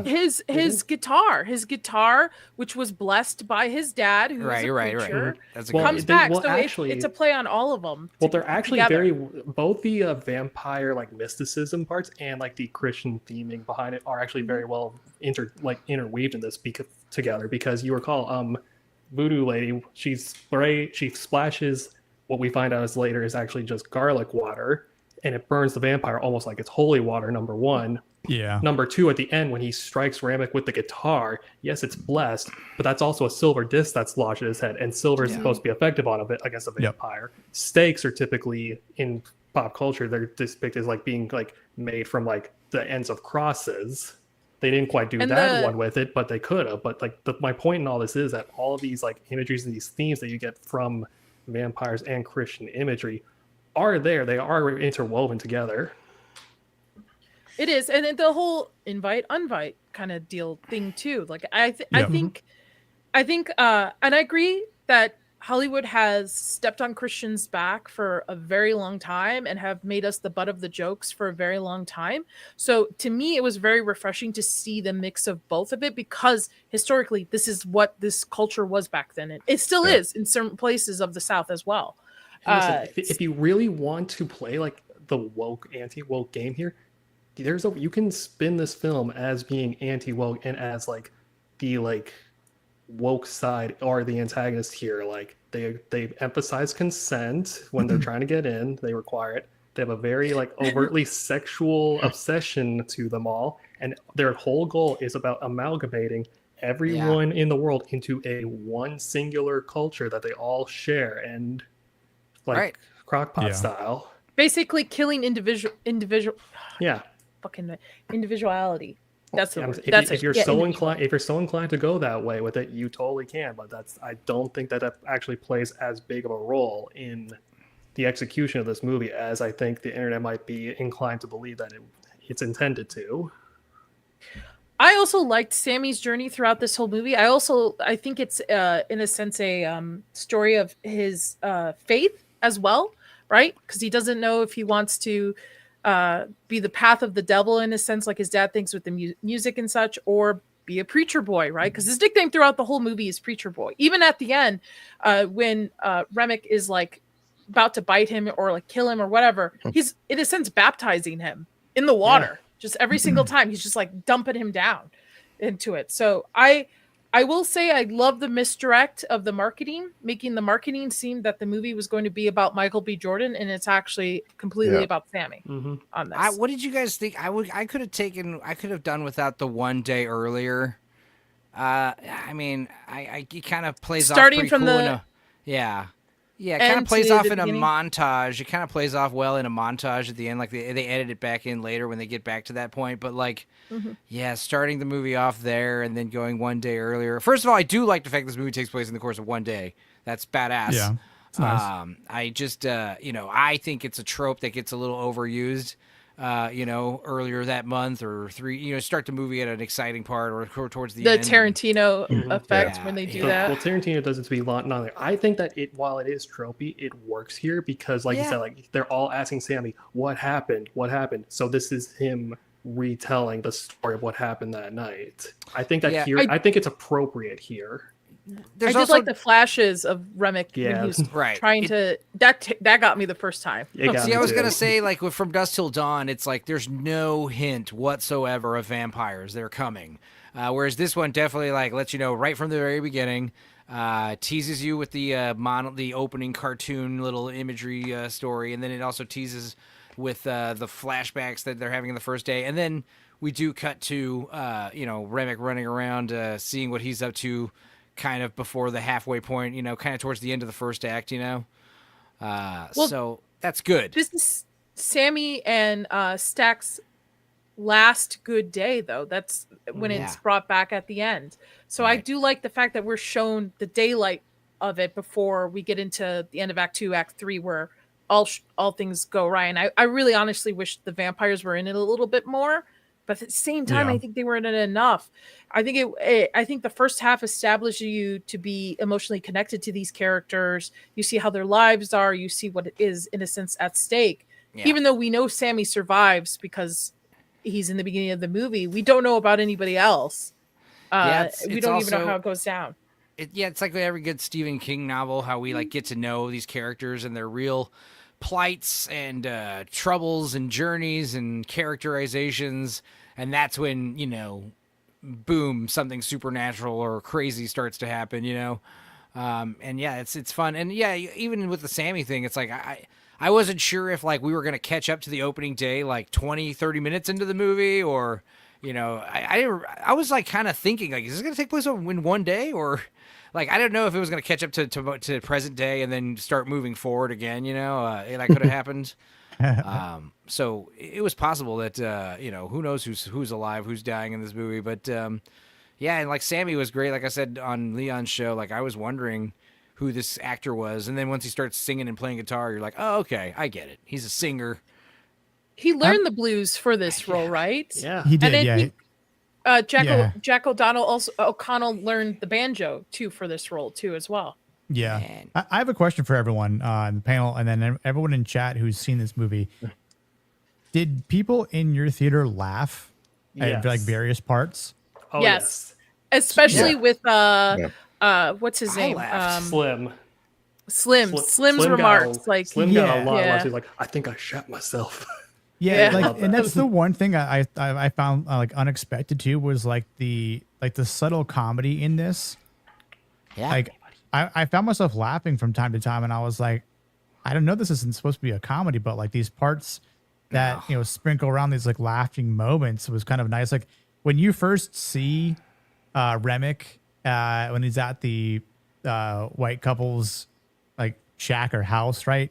And he's already killed the husband. He's sitting like in the chair, and you first see his face. There were like a few people in like the far back of like my theater that were like busted out laughing as soon as he was on that camera, and I was like, "What the fuck is so that's funny?" a bit much. I mean, yeah, there were some legit jokes that landed, or not jokes, but humorous, parts of levity, but.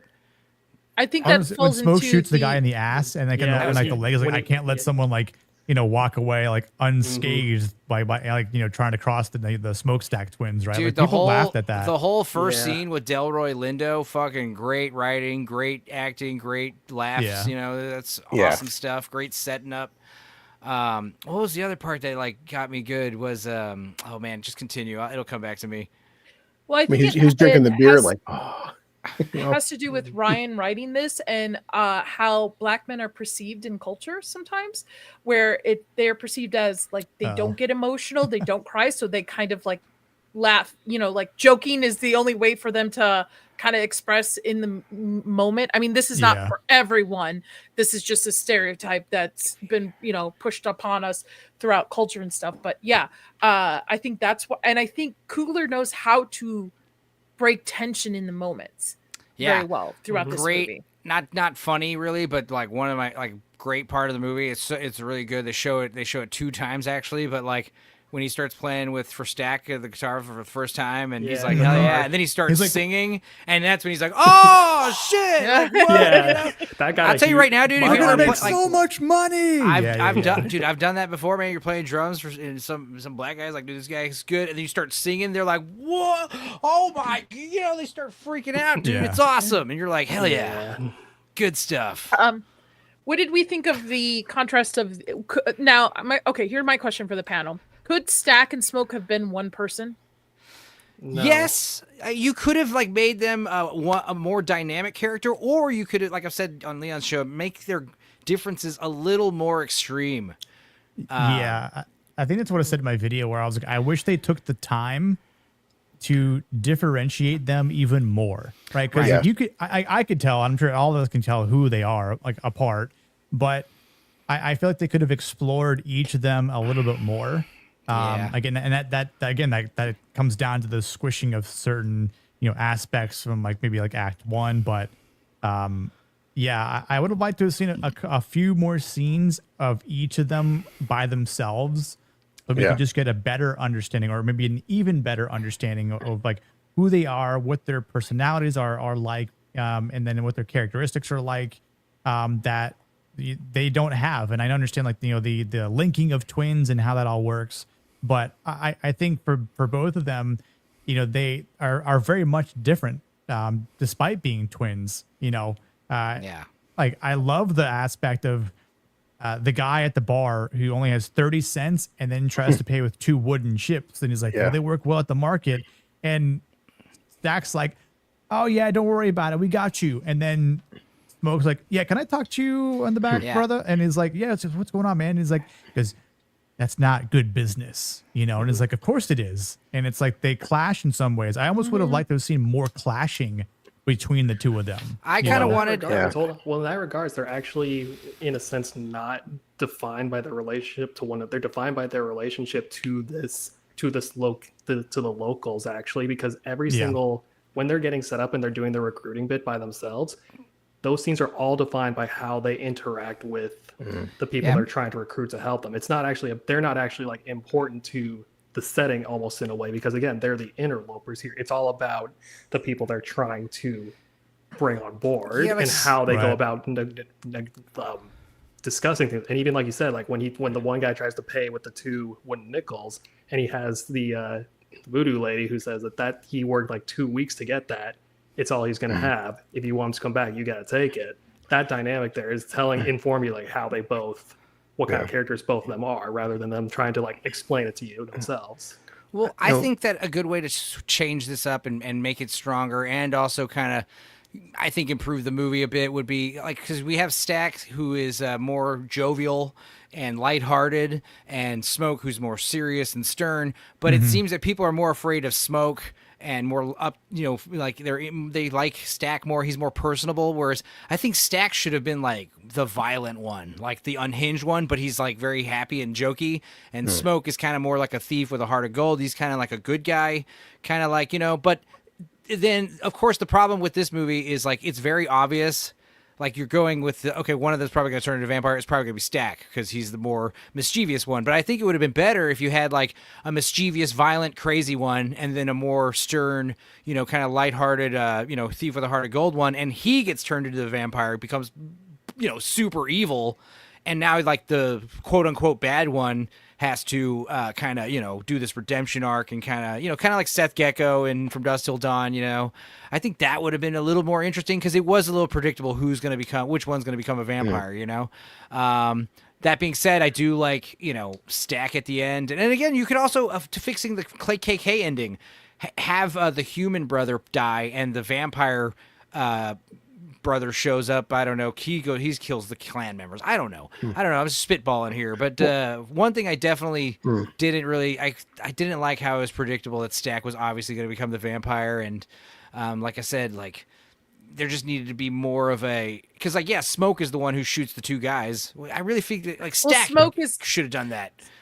Smoke is the more violent one of the 2. He's the one that pulled out his gun more Killed often, where Stack is more like a killed his dad. He wants to just talk about it, talk it out and figure it out. Similar to the bar scene where Smoke is like, this is not how you do business. This is not. And Stack's like, hey, we got to give it to the people. These are what these people want. So it makes sense that Stack would become the vampire that's violent and animalistic and wants to just tear people's throats out, because that's opposite of what his human side is. Yeah, he seemed more like the romantic type, and I get it. I mean, with Mary, I mean, he's the one that went off the grain. No offense. During those times, he decided to hook up with a white woman. That's not, and that's dangerous for both of them, based off the time and the period set where Smoke went off with a black woman, which by the way, and we'll get to her in a minute. But Nadia, I think for like, a lot of people, myself included, like when you're watching the film, this picture right here is a prime example of like they look so similar. Me and Enzo watched a film with Tom Hardy. Tom Hardy plays twin brothers. The thing is, one brother has slicked hair, one brother has disheveled hair. One brother wears glasses, one brother doesn't wear glasses. One brother, whenever he speaks, his upper lip doesn't move. It's like when he's playing 2 different characters, when they look exactly the same and talk exactly the same, and their mannerisms are exactly the same for most of the film. It's hard to differentiate when they look. It's like the same guy playing just the same character, where like besides the hat, you can't really tell them a fucking part. Well, but I think that was purpose. Consider it in motion with the body language going on here. Like, take a look at like just this one still image, like what they're both doing. That can inform you a lot about what they're both prioritizing in this moment as well. Yeah, but I think this is before. Like, remember, this is before when they're trying to like buy the property. So like one's looking out for him, trying to see where he is physically. Though there's, I presume he's like checking a watch or something. But he's rolling a cigarette. He's rolling cigarettes. Yeah, he's rolling for his a cigarette. brother. because His his brother rolls has them and the other one PTSD. smokes them. Yeah. Yeah. Because you can tell Smoke has PTSD because remember they were in the trenches too. This is their background story, so you can see sometimes in the movies, other than the ending, that his hands shake, so he can't roll his own cigarettes, so his brother does. So I think it's actually purpose that they are almost too alike in a sense, Blue, because to kind of throw the audience off as the movie progressed, so that you don't know who is who, especially when hats come off, the blue vests come off and stuff like that. Trying to figure out which one's at the door, which one's at. I mean, you can follow it along, but I think it's just purposely made. I would be curious to see again what a director's cut would look like. Also, great character names: Elijah and Elias, which are both Bible names, and then Smoke and Stack is also great. You know, it's cool. Yeah. I went down a rabbit hole and I sent it to Kata on this thread of this individual who broke down why they're named Elias and Elijah and the biblical aspects of it and how totally biblical. It totally works, and in reference to it and how Elijah's it's so well put together. I'll send it to you guys. They also do a great job of like slowly feeding you information about them, you know, like you slowly learn their names, you slowly learn information. And that was great. It wasn't like expository dump, you know, with these movies. All the dialogue felt natural, especially in the first, like, you know, half, 2/3 or whatever. It feels really, really solid. You have to pay attention to it. You have to pay attention to it. It's not laid out on the table for you of like, this is this character's name, this is their past. Like, it's all naturally, like you said, Enzo, put through the dialogue so that you can pick up on it. And it also makes your audience have to pay attention to what's going on instead of it just things. All right, so our next character is Slim here, who I think he was the heart of the movie. Yeah, he stole the show. Opinion. Yeah. First of all, I've said many times that Delroy Lindo has the coolest name in Hollywood. It's one of the cool. Besides Xander Berkeley's another great name, but Delroy Lindo, man, and I love him. He's great in Heist. He's great in so many awesome movies. And you know, I haven't seen him in a while, or maybe don't remember seeing him in a while, but he totally he hits so hard in this movie. It's great, and I think something about this movie that why it's so appealing. Watching this movie felt like reading a really awesome comic book. You know, it just felt like the way, like tonally, like everything's badass. Everything's just so like tight. Like you're trying to get as much information in the dialogue bubbles on the panels, you know, it just felt like it flowed like an actual comic book, which is cool, you know, kind of larger than life. I just loved it about it. That's probably one of my second favorite thing about this movie besides the soundtrack. I agree with you, Enzo. If they were to continue this story, I would love to read it in comics. If they were going to take it and set it in different places, but he definitely stole the show. And again, when Nick or we're saying earlier with the humor, he was the humor of this whole thing, and he just delivered it so well. Like he made me feel like I was in the South. Yeah, him and Cornbread had some funny dialogue. Oh my god, yeah. If you told. Turned out I gotta take a shit. Yeah. Well, if you and that's funny because he's a vampire lying, you know, and that's even better. Or like, but no, with Delroy Lindo, like I said, the first time you see him, his intro scene is so great because, like, you know, they're doing the haggling about trying to get him to play there, and you know how he's you know, haggling for beer and beer money, and then when it just the smash cut to him, you know, he tastes the beer and now he's playing the harmonica like no problem, you know, it's just so good. I will say one thing I really like that stood out to me. He's a great foil to Smoke and Stack for Sammy to bounce off of. Whereas like where Smoke and Stack are like the two boys who like ran away to like the big city and ended up like in the trenches and working for Al Capone, doing all this crazy like what you imagine like happening when you move to a big city. And then Slim here is like he stayed in the town and this is what he became. And you can argue like he almost got stuck there. And it's like, the scene where he's in the car with Stack and Sammy, and he's telling the story of the guy who got lynched, and you can actually see it hear it being played out in the audio. Yep, it sent chills down my spine. Even haunting. The second watch through on it too. It was great, delivered. It was just so beautifully done, that scene.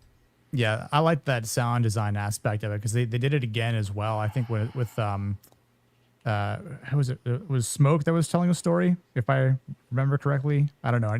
I needed to watch it again. But the other funny parts in the movie were when Cornbread went to go take a piss, and he was kind of pulling like an Austin Powers. Like he kept pissing and stopping because he would hear The vampires like whispering to him in the Guys, bushes. can you control it that well? Yeah. Well, yeah. You pinch it off, bro. You just pinch it off like a hose, and it's like, there you go. It hurts. It's definitely building up it's not pressure good to do, but yeah, like, it's if definitely you building need up to do pressure. it, Yeah. Okay. but yeah, like that part people were laughing at. I thought it was just it reminded me of Austin Powers. I was like, oh wow, this is kind of funny. I've never seen him. Never seen him. Oh my god. Oh my God. Well, I'll probably cover him on my channel. So you'll definitely have to come on for that because When you sent the list, I was like, okay, I can't pick all of these because Nick will get sick of me, but I've only seen probably maybe twice on this list. so I'll just pick the ones I kind of know. they're great. They're great movies. Speaking of cornbread, yeah. Cornbread. Now, I did like I just thought the invite me back into the bar scene just went on a little bit too long with this guy. Yeah. But I mean, that's a nitpick, That's fine. That's just like a fun little that's the kind of scene that they give you in like film school to be like, okay, here's your two characters and your scene.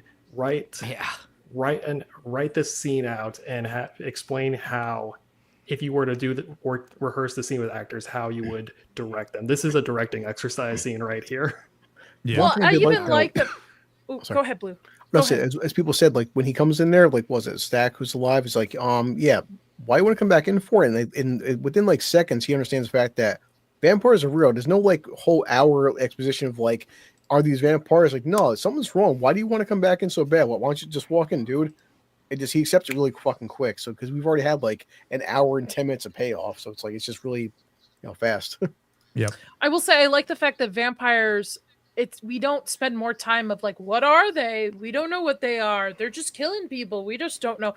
Automatically, they're like, oh no, these are fucking vampires, guys. Like, you don't invite them in. Don't. Yeah. And then the Asian wife. Oh, by the way, I also like the fact that when they find out the dude that they threw out was actually not dead. Yeah. I was like, oh shit. And he opens the door and here comes Cornbread just like tackles tackles him. Yeah. I hope you see a few. I haven't seen Bond either. I've seen Skyfall. Goodness. That's the only one I've seen.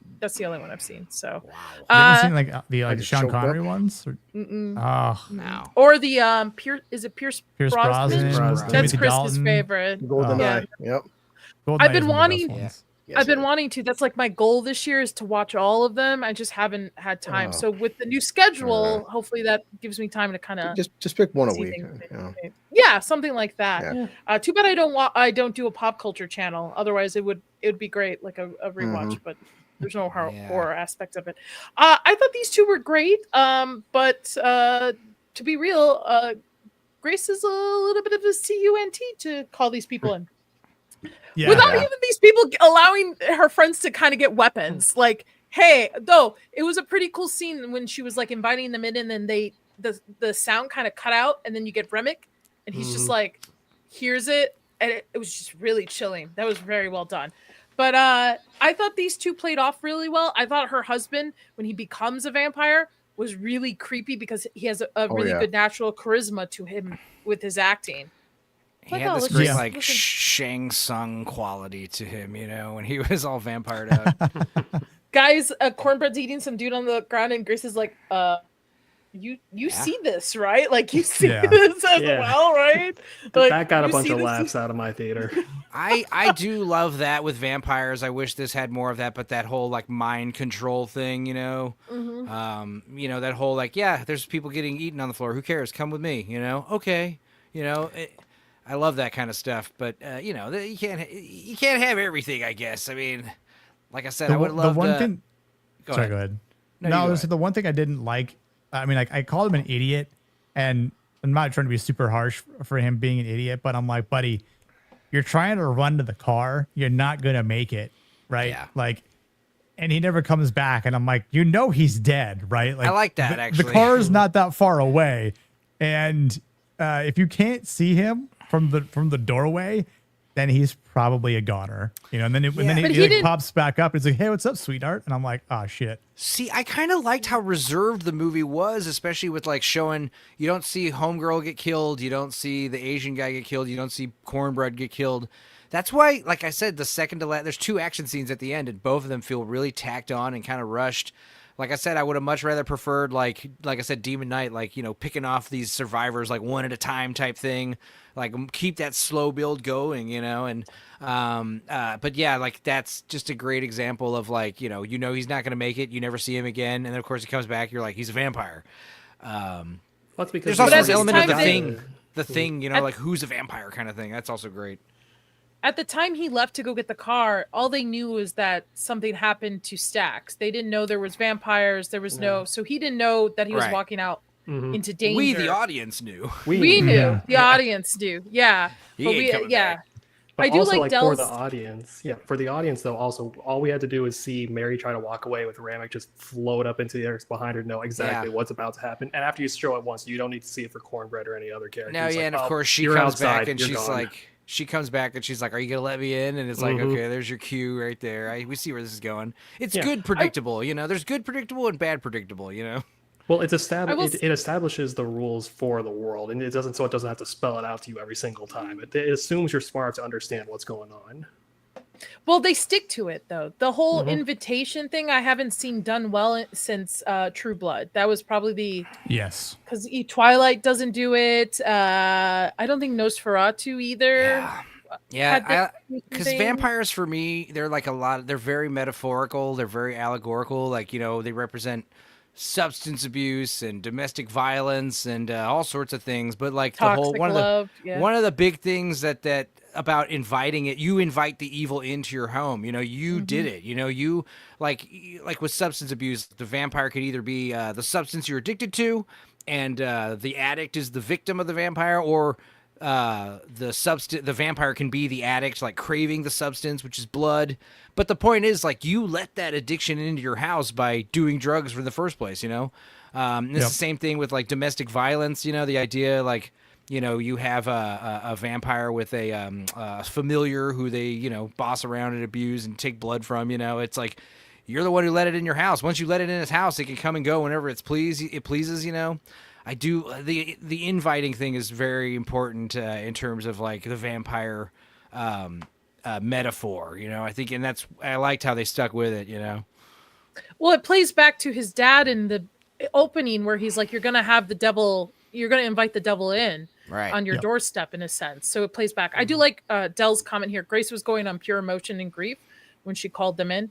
I don't think they would have actually gone into town and gotten her daughter and stuff. I think that was just a threat in a sense for it, but I get it. She's a mom. She's going to protect, the only person left. I want to talk about Annie really quick. I liked Annie. I know there was some discourse going on online that a lot of people first assumed Annie was Smoke's mother. I caught the line the second time a lot easier about the baby grave, but like, yeah, when you miss that one line about the baby, you're like, I did think it was the mom until they started making out. Well, they also have discourse around that she is a more full-figured woman, and she actually matches the back then that time of women, Southern cooking and such like that. So like she's full-figured for a reason. I mean, the actress herself is full-figured, but I think him casting somebody who's a full-figured Black woman in this actually makes sense for the time period that they're put in here. I'm all for it. I'm all for it, dude. I mean, she's looking good to me. I mean, who was she's beautiful. One's in the chat yesterday. TBW is the T stand for. Or BBW? It was BBW. Yeah, okay, BBW. Yeah, big I was thick black woman. Oh yeah, that works too. Thick black woman. She's more than thick, man. I mean, she's a big woman, but in a good way. She's just, she's fat in all the right places. But the question is, the thing is, like with black people, like, aging is a thing. So it's like, I don't know, is she 50? Is she 20? Who knows? I mean, black people. She is. I assume she's in her 30s and closer to Nick Cannon's age. But when I'm watching the movie, like I said, like. Oh, she's 37. It could be. Yeah. It could be, Nick Cannon's got a hot mom. Like, who knows? Like, 39. Nick Cannon, Michael B. Jordan. Sorry, Michael B. Jordan. Yeah, I got you. They all look alike. They don't all look alike. Come on. Well, see, if you're gonna get a different actor to play off of Michael B. Jordan, I guess you would get Nick Cannon. Yeah, why not? He's got to support those 19 kids he's got. But I thought I thought she was great. I believed the relationship she had with Smoke. I think it broke my heart when he was like, well, why didn't it work on our baby? Why did it just, your protection just work on me? That kind of hit it pretty hard. I was like, oh, Yeah. Because but I like that it mixes, because she, without her in the story, they're not gonna know they're vampires. She's gonna, if she was not a character in this, they all would have been dead. They all would be like, yeah, sure, come on in, why not, just hang out. It's so weird that you see there's like the straight man in the group is also the source of like comedy setup. Like when they're going around trying to everyone eat a clove of garlic and everyone's like, I don't want to do that. She's the one pushing him to do it. Like in any other case, she would be the one like, the fuck is this? She's the one like, no, she's the one pushing it. The best part was when Del Orlando ate the garlic. Yeah. I drank too much. Like, you pussy. Did anybody else notice when she was talking about her protection with him that there was a effect around her voice, almost like a vibration? They put like a cathedral reverb. They put a reverb to make it sound like she's in a Southern Baptist church. Yep. Is that what it was? Basically, the whole, like interesting, Black Baptist choir. Yeah, basically. Let's find that part real quick. Pro Tools, like the de facto audio editing sample, has a built-in reverb plugin that has a setting that's almost 1-to-1 to what you would use for something like this for that kind of. I liked it because it separated the fact that there is something supernatural going here. Like there is some belief into what she's doing with the protection and all these little, I don't want to call her a witch, but almost all these little herbs and things that she's doing, almost like a natural healer at this time. They should be called an anti-vaxxer currently, at this point. But I liked that. It kind of separated her from the group, that you knew that there was something going on, but not necessarily all of it. I don't know where I'm going. Well, she's like a voodoo doctor. I mean, they're in Mississippi. They're close enough to Louisiana, Bayou territory, where that kind of thing would be very prominent. So again, and then it naturally fits into the story and the setting. And then we get Mary. Woo. Yep. It's not that she looks hot. It's that she says some of the sexiest shit. I liked all the sex in the movie. I like sex appeal. I like horniness. I wish there was a little more nudity for these sex scenes, but I actually don't. And so I think the horniness and the intimacy and this, even though you don't see a lot of it, was sexier than if you were to see two people full blown go at it. I just want to see one titty. Just give me one titty if you're gonna have 3 sex scenes. Come on. True. I mean, one nipple. The other two funny parts were involving with sex, right? When she's riding Stack drooling in all the over room, him. and Sammy walks in, he's like, when Sammy walks in, he's like, nope, and he goes back, and Stack's like, or Smoke's like, where's Stack? He's like, nope, I'm not getting him. Great. Nope. That's a great scene. And then after he just went down on some random lady, he's now all of a sudden shy about the fact his cousin's getting down. I think it's more like Stack would beat the shit out of me if I stopped him from getting some, Oh, that's true. But he was like, they gave me my privacy, and I gotta give them theirs. But also, you want to talk Stack with some of that vampire drool in his mouth. You want to talk about From Dusk Till Dawn. I think Ryan Coogler said, "Yo, Tarantino, watch this." Yeah, well, that's also the cunnilingus scene was great, but even better was the cunnilingus lesson scene, which was the setup, and that was naughty. Mary's comment about it at the train station too. Or when I was like, it came out of Haley Steinfeld. Or when the Asian husband, or when the husband taunts Grace when it's like, "I know how you like to be licked." This movie has a really weird obsession with oral. Yeah, it comes up a little too much. I'm like, okay, I think twice. That's why women like this movie. Yeah, and like I said, Haley Steinfeld's character is very blunt, which is good. It's a good thing. Yeah. Yeah. I would have liked to see more of her. But a little bit more. Yeah, I'm sure Kate would have absolutely adored this movie if there was more feet. No, but if there's more feet in it, That's true. Seem Haley's feet or Perline's feet, maybe even I Annie's saw him feet. I saw him in Vegas trying to catch views of everybody's feet. His phone out, trying to take pictures of everything. He knows it. What's up, guys?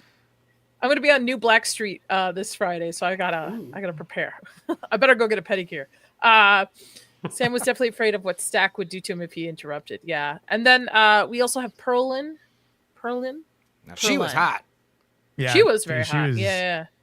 Married, both women married, by the way, because I caught it on the second round that she was married to a white man. And fucking Josh Allen of all people. But see, I mean, the thing is, I'm by no means like a Christian conservative or anything, but I think that is why this movie did need less of the garlic and voodoo and more of just straight up Christianity, because like I said, it's existential horror, like confirmation that the God of Jehovah is real when holy water and crucifixes are like, one of the only things you could do to defend yourself. But also B, it's like there's a character setup with all these sinners. Like they don't go to church. Like the church, the dude's dad says so. But that's like, why they're sinners. So I think that's kind of, it would have been more of a payoff if like they're all holding crucifixes and they're all like the idea that all the vampires can say the Our Father prayer. Yeah. I mean, that's fine. I like that. But at the same time, like, I like if vampires need to be invited to coincide, then they probably can't step foot on sacred ground, hallowed ground. They probably can't cross running water. Bunch of weird shit that vampires can and can't do. And I imagine like holy water, crucifixes, that kind of stuff definitely works. And luckily, this movie doesn't like make a point to say that it doesn't work. But like, literally that's what makes it so much scarier. Cause it's not just like, oh my God, there's a vampire attacking me. It's, Jesus Christ is real, like that's kind of more freaky. Do you think, Enzo, that's why Sammy was the only survivor out of all of this? Well, other than Smoke, they are all sinners. They're cheating on their husbands. Eventually, they're not going to survive the night. They're going to become vampires. They're going to succumb to the actions of their sins too. Yeah, exactly. I guess you're right. Yeah, because like he's the only one that does get out of it. And then we have our villain, Remick, which fucking great, man. Okay, Nadia, I was been dying to ask you this all night. Okay. These contacts and these eye effects. Break this down. Just digital, I think. All digital. I think there is physical effects with digital over them, especially the nighttime scenes.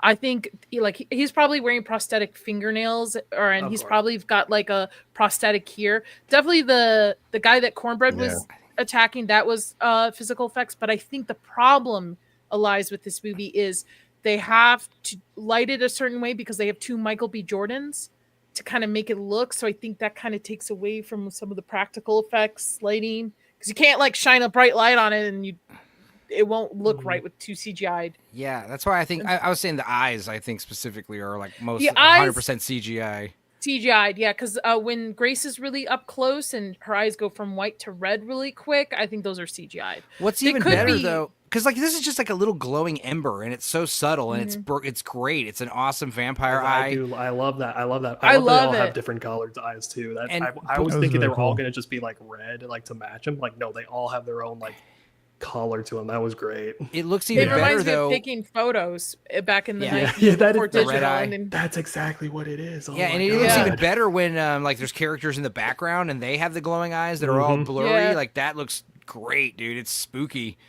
There's like an intrinsic phobia, I guess, with like, creatures like humans with glowing eyes, it's like your brain just knows to fear that for some reason, which is freaky. Because it's like a big cat, like at nighttime.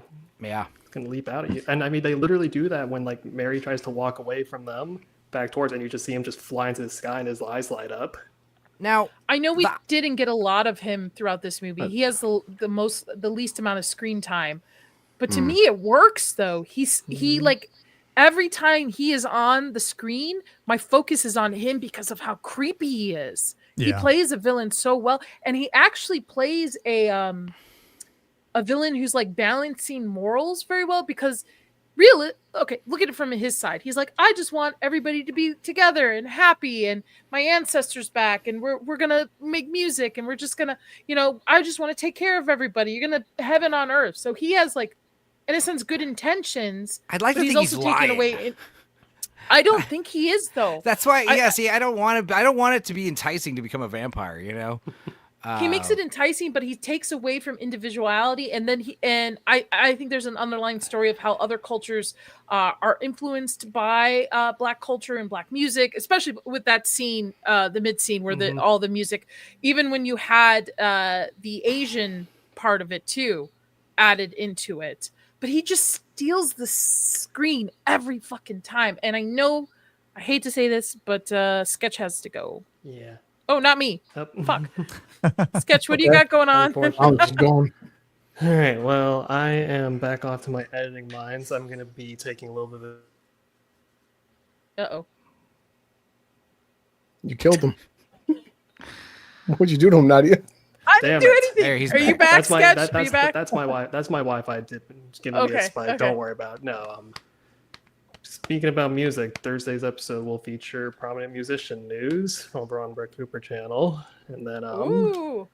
yes, and with any luck, there will be more of that to come. As for me, I'm still working on outlining some audio drama stuff, but I'm working on it. I just got some new gear to work with as part of a spring sale, so there's new toys to play with and experiment. Nice. Yes, And then Friday, you're back with me. And Friday, I'll hopefully be here for some Upside Down Stranger Things action. We finally hit that episode. That episode, yeah. Oh, Too bad boy. Nick's gonna miss it. I know. I was like, I won't be here to talk about it, unfortunately. Oh, how convenient for you. Yeah, how convenient. Oh, I mean, was I that could. I might be on the beach, so I mean, you know. Oh, was that this week? I had no idea. Oh, what a shame. Oh no. The worst episode of season 2. I think the darn. worst episode over the series, but Yeah, so Yeah. tune in. So tune back in Friday to hear all about that. I'll see you guys later. Enjoy finishing up the. Go see this movie. You didn't see it already in Later, theaters. Sketch. It's worth it. Peace out. Bye. Take care, man. Bye, Sketch. Okay. What were your guys' thoughts? I mean, I like the vampire eyes, and honestly, these guys were great. I think the 3 of them were great. I would have liked more of just the 3 of them before we start turning more people into vampires. Maybe there was something so spooky about just them playing under that light, you know, as a trio, you know, with their eyes all blacked out, like not even glowing eyes. Like that was creepy in a good way. And honestly, Homegirl was really spooky too, especially when she was all vamped out with blood on her face. Like there was something about this like Little House on the Prairie type woman with this like vampire stuff. I liked that a lot. But what were your thoughts? The eyes were cool. The fangs I liked, but what were your thoughts about Stack's like capped fangs? Like, I like them. Yeah. Both of them are different. Smoke had them too. They were. I think it was just another way from the costume designer of just like, making each of them different in a sense because they were both on different sides of it. But the question is, like, when Stack becomes a vampire, he suddenly has a fanged metal tooth. Maybe it grew. Yeah, I don't know. I mean, I guess it's like it's more magical than your teeth. Oh, that's me. Yeah. That's turn your screen share audio off. Oh no, it's bad. It's not. Yeah, it's not a screen share. This is a PDF that. These are things. Anybody else catch the fact that the lady on the left was pregnant? No. Was she? When Remit is in the rocking chair, there's a crib. Next to them. Oh, I didn't even. That's even more worse. Yeah, but there was no baby in there, so I assume that they are preparing. At least preparing, yeah, if not prego. Yeah. I did like the scene because, you know, these guys show up and they're like, hey, we just want to play music. And like the way they're like, hey, listen, well, you know, you guys, your kind isn't wanted here, and you just go play music somewhere else. But it does show, like, in the sense, bias by both sides because like, obviously. Oh, it's because of I see. I love when he just like points at his hand and he's just like, I see. Because at this point, because these guys don't know these guys are vampires, so it does show that like there's, like, as Nani said, sinners. There's sinners on both sides because these club owners, in some ways, you're just as bad as the people you're going against because you turn these guys down based on their skin color. And even he says, like, what about her? Oh, well, she's different. Mary, she's family. Well, the other thing I liked is because, you know, we talked on Leon's show about how, you know, I've said before, like, you know, music can channel from the divine. You know, there is something otherworldly being channeled when like someone's really hitting it, you know, and, you know, everyone knows that. But even furthermore, the opposite side of that coin, Lucifer was the angel of music before he became the devil. So that's why like Satanism and music are always so entwined. So that's why the devil's so good at the fiddle or whatever instrument he's playing, for real. Yeah. And this is why when you play music backwards, you'll get satanic messages. Not because the rock band do that, because literally the devil's doing that. That's his way of communicating with us. So the idea that they're all badass, like banjo picking players, is so cool. And like when you turn into a vampire because of the hive mind they're sharing, like he's just building like the world's greatest like super group, But I also love the first song they play where they're like, we're gonna pick the rabbit clean, pick that rabbit clean. It's great foreshadowing. Yeah, it's great. It shows too, but then Mary, like later on, she does go to these guys and like, hey, they're playing music. She's like, you actually are pretty good, and it just shows you that like music should transcend genres and racial biases. Close Encounters of the Third Kind, man. Like when we talk to aliens, it's going to be with music, probably. That's what I'm saying. It's like, the funny part is, had these guys went and been, obviously they're vampires, but had they been invited based on not their skin color, their music would have fit in with everybody else's music, because that entire sequence where they're showing like the whole afterlife, they're showing different, remember the Chinese people's music and the Native Americans' music, even their music would have fit in. But to be fair, they do tell them, hey man, we're looking for, this is more like a blues joint. It would have been cooler if they just went into some nasty blues. Oh, we can play the blues, here you go. Like I was almost expecting them to do that, honestly. Yeah, blues? Hold on, like change the tune real quick and just start playing it. I will say, to your point, Blue, I think the reason why saying the future and past music based off of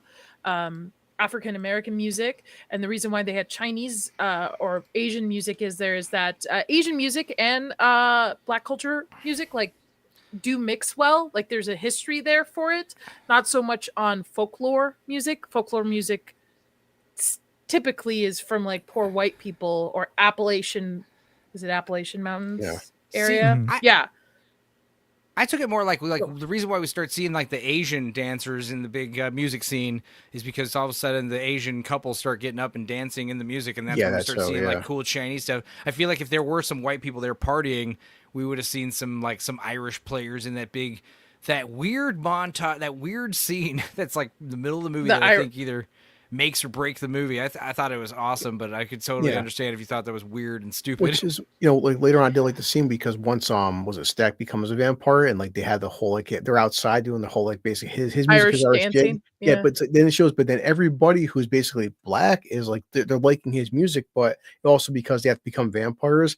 But it's kind of a weird thing where it's like maybe if you gave his music a chance, you would actually enjoy it. It's just it's so many different layers you can pack.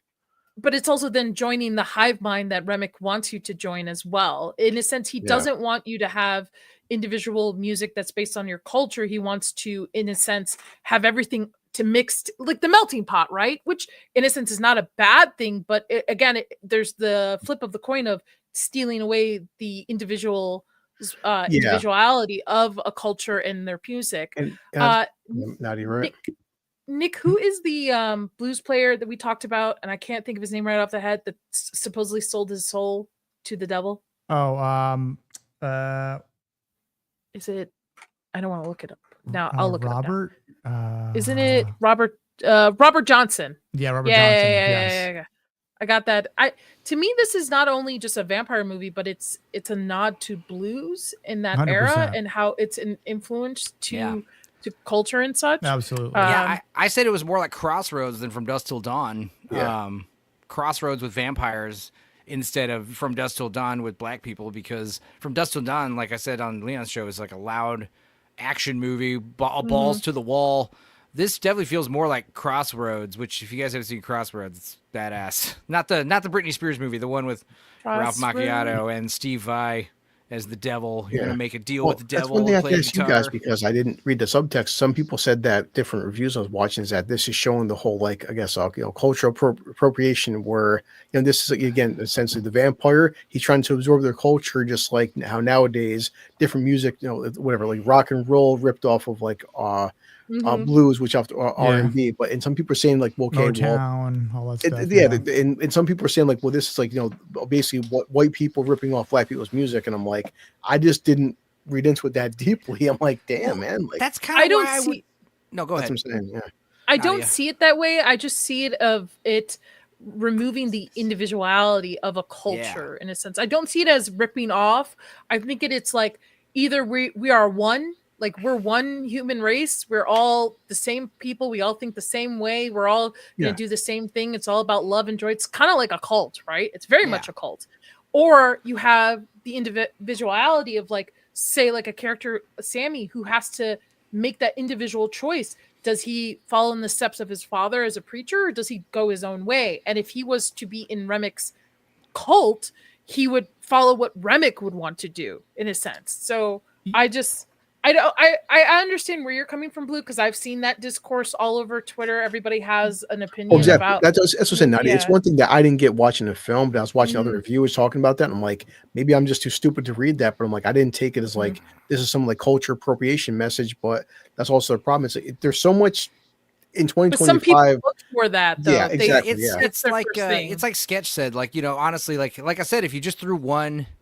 You could throw, like, KKK guys show up, a bunch of them get killed, maybe some turned into vampires, and then one of them, maybe like the main one, he has to join the survivors. But the idea is there's like this big, like you know, almost like a communist society, and you've got these group of individuals who come from various different, you know, you got Asian people and black people and white people, and, you know, maybe you've got like a voodoo person, and maybe you've got like the preacher boy who's a Christian, and you've got all these various like groups, and they say, you know, basically it could be viewed as a heavy like anti-communist movie, you know, if you really wanted to interpret it that way.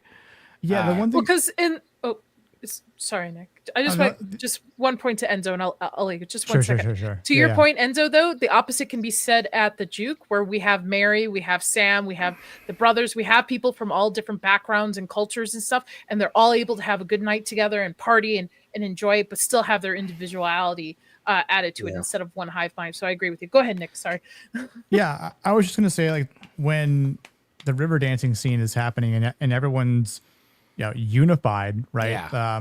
What I said was, and I don't know if this was the intention from Ryan Coogler in his writing, but it's like Remick is trying to use and kind of perhaps weaponize him being a vampire and, like, again, that hive mind aspect to unify everyone, to be like, it doesn't matter what we look like because we're all a family now, because I also want my ancestral family to come back, you know, potentially into these bodies. And I don't really care what they look like because I'll know it's them on the inside or whatnot. Right. So, like, again, I wouldn't expect this weird magic of them coming back, being like who knows, right? An Irish ancestral spirit, and then all of a sudden, if that spirit goes into a black person's body, they're not going to magically turn white, right? So, like, it's like, you know who they are. It's sort of like he says, I know what everyone's thinking now because all these other people are attached to me because of the hive mind aspect. So, like,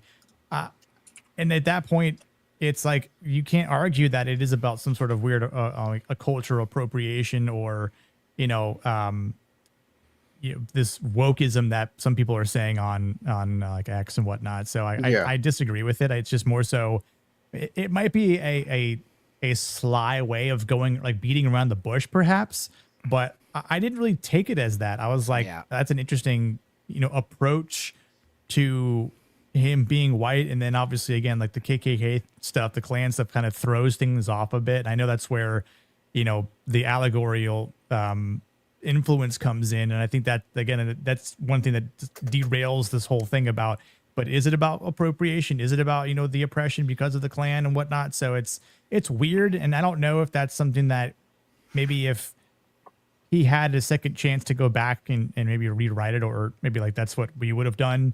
But I didn't really mind it at the end of the day. Like, it didn't derail the overall story or plot, and, you know, because it ends the way it ends, and it's not like it's allowing him to succeed because of this part here that you have on screen. So it's it all works out. Yeah, it's more of, I got it more of like an anti-hive mind, anti-groupthink type mentality, anti-cult mentality, you know, which was cool. That's a good thing. And honestly, like, one of the creepier things isn't the fact that, like, you know, Smoke is seeing Stack as a vampire. It's more like you're seeing Stack like in unison do this like Irish jig music, and it's Yeah. like I'm not even joking. Like that is funny. It's like the idea that he's horrified that he's singing white people music, but also it's like it is horrifying because it's like who are you? You know what? Where did this come from? You know, the fact that you got this choreographed music all down all of a sudden, that's like horrifying. That like you know you're seeing knowledge being input into your brother's brain. You know. Whether it's a good thing or bad, you know, the idea like these vampires are real, you know, it's freaky. I will say hear, I sorry. Go ahead. I was going to say, like, if there's like a director's cut, I would like to hear his like take on everything, you know, like commentary.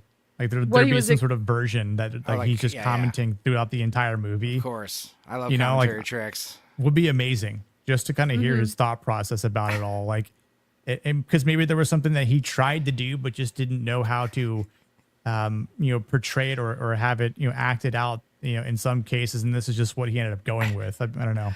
I would be intrigued. My question for him would be, because there's a discourse around which I disagree of Remick being the white savior complex. Like he's supposed to come in and save him. And I never picked up on that. I think the reason why Remick is a white man is because, one, he's Irish.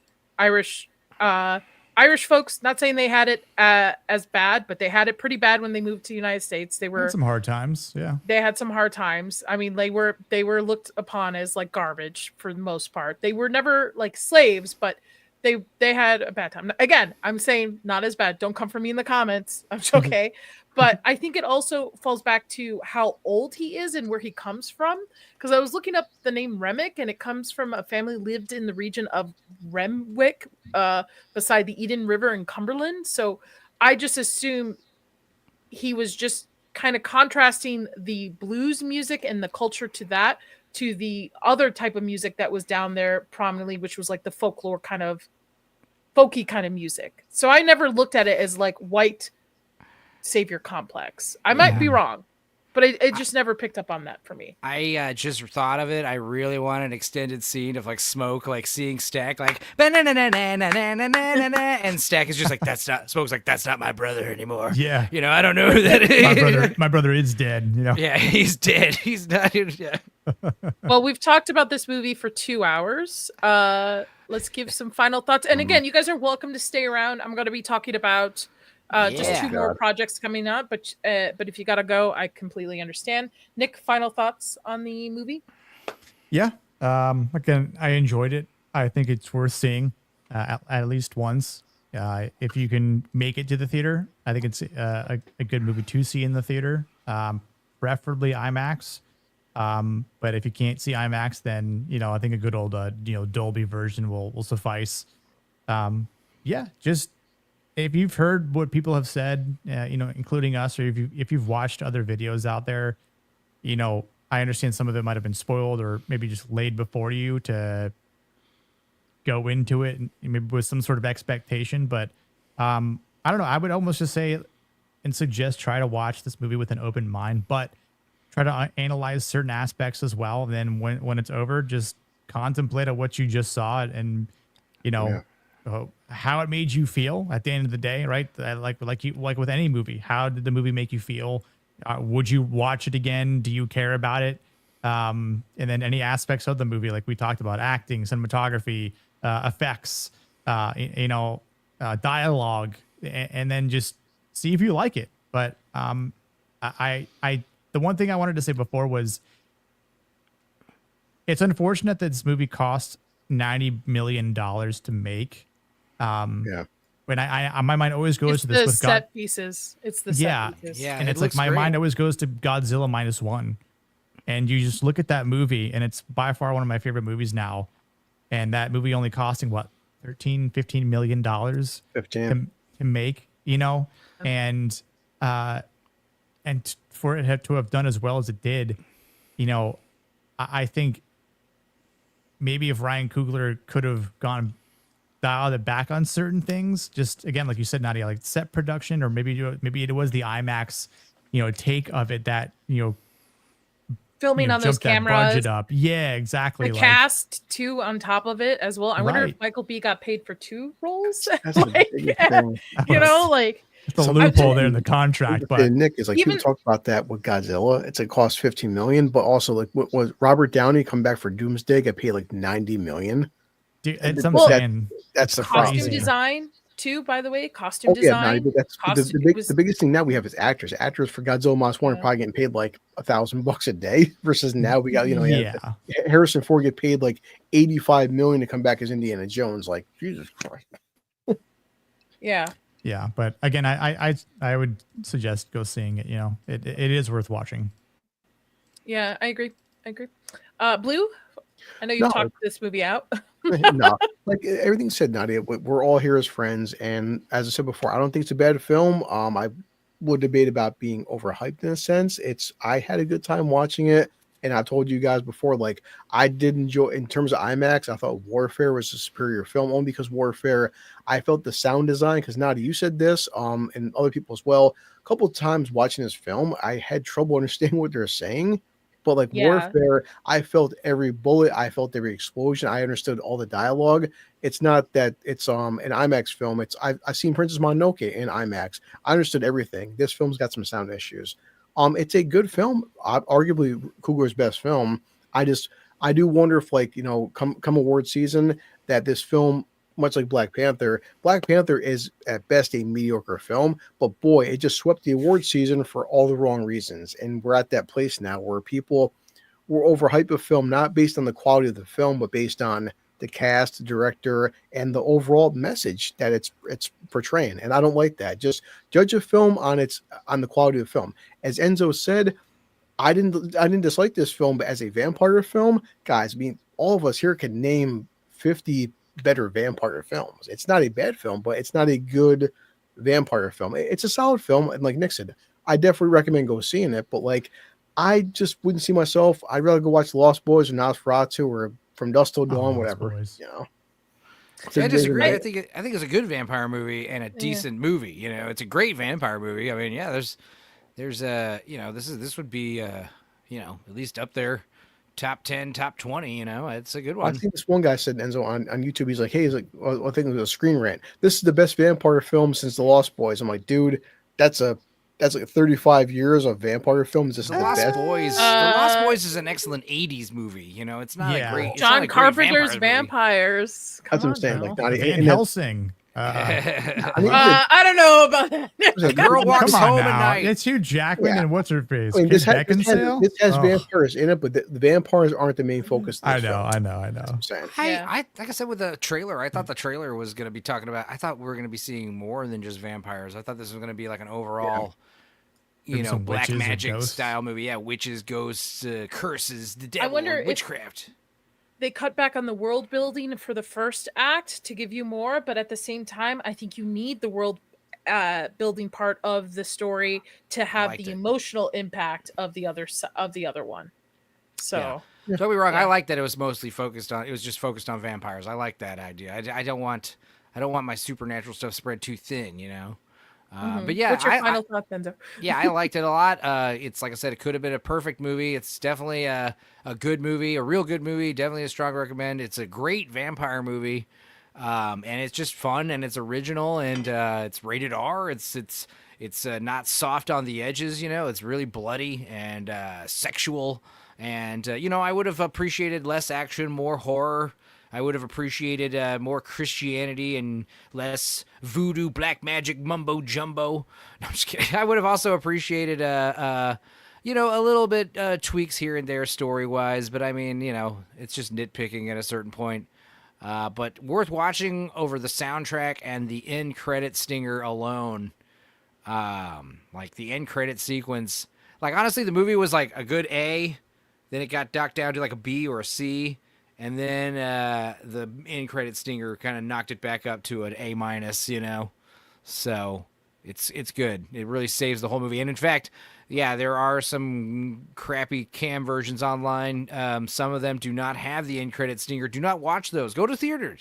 I saw it in a cam, and then I liked it so much I went to the theater the next day to rewatch it. So that says a lot. So it was one of those things where I was happy I saw it twice, and it definitely it didn't suffer too much on the rewatch either. It has a rewatchability factor to it that's fun, And the music alone, like I said, is worth revisiting the movie multiple times. Yeah, Agreed. I agree. Yes, it's original film. It's not a established IP. Folks, we complain about that we get crap all the time. Go see this movie. You will have a good time. One thing before I get in my final thoughts, Molly, read the book. If you want to be really creeped out, read the Let the Right One In book. I loved this movie. Again, it reminded me, and I'll tell it briefly, of a story my mom told me of her elder brother, my Uncle Wayne, who was down south doing some really tricky stuff, really bad stuff. And one night, the devil actually showed up at his doorstep, to the point where the next day, him and his wife packed up, left the south, and moved back north and straightened out their ways. So, like, these are stories I grew up with. I know a lot of people know I'm Middle Eastern, but my mom's side is from the South, white South culture there. I also have a black stepfather, so I have that culture in me. So I'm a melting pot over here. So it's all the stories that I grew up from that time period. I just saw in this movie as I was watching it. I thought it was a good tribute to the blues, which we don't see a lot of lately. I thought it was a good mix of storytelling through music.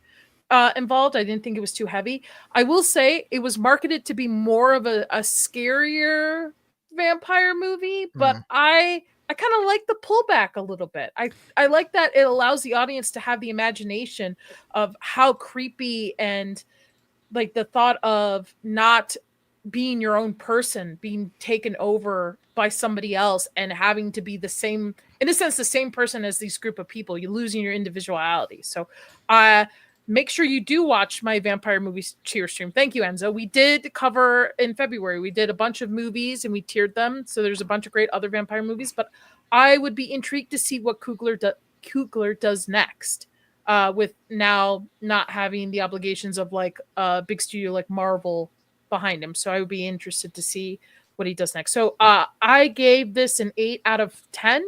I'm going to stick with that rating. I agree with you, Blue. The sound effects overshadows the dialogue, and especially since Michael B. Jordan has an accent, and if you actually listen to both versions of Smoke and Stack, there's like a little difference in the accent. There's a little twang to one of them, a little bit more. A few times, what did he just say? Yeah, the sound effects does overcast the dialogue. I hate to say it. I was like, man, I wish I had subtitles. So go see it. Again, original movie, great. I would highly recommend it. Highly recommend it. I'm gonna go see it again. I think I'm gonna try to see it again this weekend before I see Until Dawn. So that is it. So I'm gonna move on to weapons, and I know what you did last summer. Are you all staying, or who's staying, who's leaving? Guess so. Y'all stay. All right. Let's Okay. around. Cool. Party. Okay. All right. We have no Let's party. friends. Let's party. Okay. So thank you all who's watching. By the way, 83 people watching between X and awesome. YouTube. I Sick. forgot to put up my Rumble stream today, so it's all right. It's Haircut, okay. Nadia. It's all right. Yeah. So do you guys know anything about weapons? I think Enzo does, but Nick, Blue, do you guys know anything about this movie? I saw. They hurt people. All I've seen is the vague teaser poster and dangerous. this new vague teaser trailer, and it looks cool. Whatever the hell it is, I don't know. Do either of you, and I know Enzo does, but do either of you know who Zach Kreger is? You probably do with the Resident Evil news that came out in a couple weeks ago. Yeah. Okay. Have either of you seen Barbarian? Yes. Yes. Okay. Zach Kreger, that was his first like big film. Okay.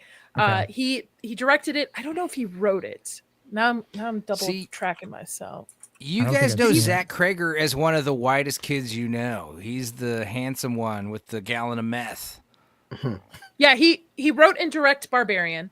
Barbarian surprised the hell out of me. If you have not seen Barbarian, highly recommend go check it out. And I think it actually has really good rewatch value on it too as well. Let me remove this. What I liked about Barbarian, which I think is happening with weapons, is it was marketed, but it didn't give away the twist. And there's actually 2 twists in the movie. Right. 2. So I liked it. I thought it was really well done. Companion came out this year, and he's a producer on it, so they kind of used his name to market it. And in my opinion, Companion was, I hated it, but that near sense. So this is his next major film, other than his. I think he got what, like $20 million to write Resident Evil. Wow. Something like that. Yeah. Yeah. Yes. quite a So, bit. So he's becoming like a white Jordan Peele, where he like has his background in comedy, sketch comedy, and now he's making all these solid horror movies. dude, I interviewed Sam Stefanak. I'm gonna fuck his last name up, but Stephanopoulos? he was the writer for Woman in the Yard, Stegoulopoulos? but he comes from F's family. Oh, okay, that's Bill fine. Burr show. So like, and that was his first horror movie he's ever written. So, so Weapons tease. By the way, this movie was actually supposed to come out in 2026. Okay. Oh shit. The studio loved it so much at the viewing of it, they bumped up the release date for this year Wow. for it. So, Interesting. Weapons, it is highly anticipated. So this is really going to put Kreger on the map as a horror director, because it's going to be interesting to see if he's going to at least be on the same bar as Barbarian. Because I'm telling you, who's seen it? Enzo's seen it. Blue, Nick, have you seen Barbarian? No. Nick, you would love it. It's you would fun. love it. I know you don't do I'll- horror movies a lot, but the twist is very. Justin Long's in it. I knew some Okay. people Comes that out of didn't like nowhere. it. I knew some people that didn't Yeah. like it, but I liked it a I'll, lot. I'll watch it. I'll add it to my list. There's like layers to it and stuff. And you know what I would recommend you do? Watch the initial trailer that was released for it, then go watch the movie, and you'll see they did really well at hiding it. Anyway, so Okay. this is anticipated. So this is going to be the movie that puts him on the map, makes or break it for a lot of people with him. Yeah. So the setup is that children are leaving their houses in the middle of the night, and it's freaking out the parents. Damn So the kids. movie is basically about one evening at a certain time. And I'll play the trailer for us. All the Del, what? Don't, bro. I'm gonna have to have you on. I want to You talk to bastard. you about movies. Yeah, no, Del's cool. That's cool. I liked Companion too, so I mean, you know, Oh, I- Enzo, bye. I- Hold on. I Companion saw was Companion and predictable. Hard Eyes as a double feature. That was Yeah. a good Valentine's I did too. Day. I did. I liked Hard Eyes better than What about Companion. Companion was like, what was his name? Jack Quaid. Yeah. I know guys like him now. That's a problem. There's so many guys out there like him. I cannot see him as a leading man, and that is, and he's like the shitty boyfriend every single time. Okay, now the playback's not playing on me. So this is going to be the first public look. Was at CinemaCon. I can still hear myself, but I didn't. Okay, maybe it's just my headphones. Am I echoing? Nope. Not No, yet. you're Okay. good. Or are you? Okay. Or am I? So those kids walked out of their homes, nobody pulled them out, and a freak image of young children dashing through the night. And what's cool about this, and I think I can find it. Hold on. Weapons movie website. They created a fake website for it. That's awesome. That's cool. Yeah, the website is not called Hold on. Weapons. It's called like missingsoandso.com or something like that. God. I got it. Hold on. I found it. I actually called the accountant the hotline number. It's pretty funny. Maybrook. It's a There you pre-recorded go. message. Yeah. 17 local children leave home simultaneously at 2:17 a.m. 17. Oh god. Yeah. Chilling but the thing is, everything that's being teased for this movie, I know there's if Barbarian if it plays out like Barbarian, there's something that we're not being shown, which is great. Honestly, Oh, yeah, keep definitely. your suspense and twists hidden like this. Makes especially horror movies better. And also, Yeah. it's in the same universe as Barbarian, too. Huh. That's as cool. well. Did a crossover. Yeah, so they created this whole like fake website. I don't know if they put a phone number on it, and then they have like little ring videos of like these kids running through and just running out of their house, not being pulled by anybody or anything. So it's very creepy. So we will play. Let me stop that because I'm going to share the volume on this one. Here we go. Okay. It's only 44 seconds. It's not that long. So this is their teaser, which by the way, That's when did trailers that were under a minute become teasers? Weren't they used to be Yeah. trailers like 30 seconds to a minute and then TV Yeah. spots, but usually like the theatrical trailer is like a minute or two long, 2 Okay. minutes long. But the teaser, the teaser's usually about a minute or under. I'm seeing a lot of longer teasers, quote unquote teasers. yeah, no. shouldn't they just be trailers at that Yeah. point? It I should be, swear, yeah. Most recently, I seen what was it, a 2.5 minute teaser. Like that's a fucking trailer. You just call, Yeah. A teaser's 30 seconds, maybe, right? Exactly. Like, Maybe even that. but less, like less yeah. than that. Yeah. yeah. All right. Here we go. Yes, I have subtitles turned on. I'm sorry. It's fine. Mr. Graff, now I it- now can it- understand your passion, and I don't mind having these conversations with you because, God forbid, if it was my child, I'd be demanding answers too. That's right. Eerie Those music. kids walked out of those homes. No one pulled them out. That's just eerie. That's just creepy. You know what it Music- reminds me the of? music too, your headphones. Village of the Dam.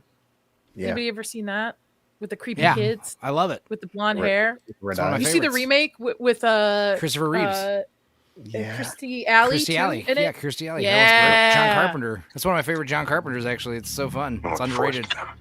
This is like freezing up on me It's because okay. it does not Lower, is it maybe because lower the I- quality. Yeah. I always bump down the quality. Stupid StreamYard.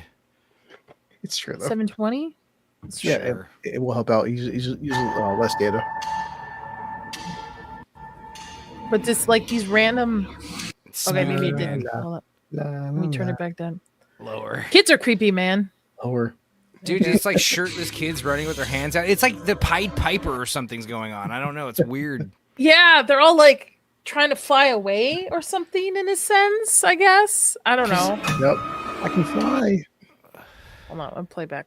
Be careful what you make. Sure. Yeah. And by the way, from the original post, it's the same classroom of kids. Okay. Yeah. So it's a classroom of children that are all in the same class that one night they just What do disappear. you see that I don't?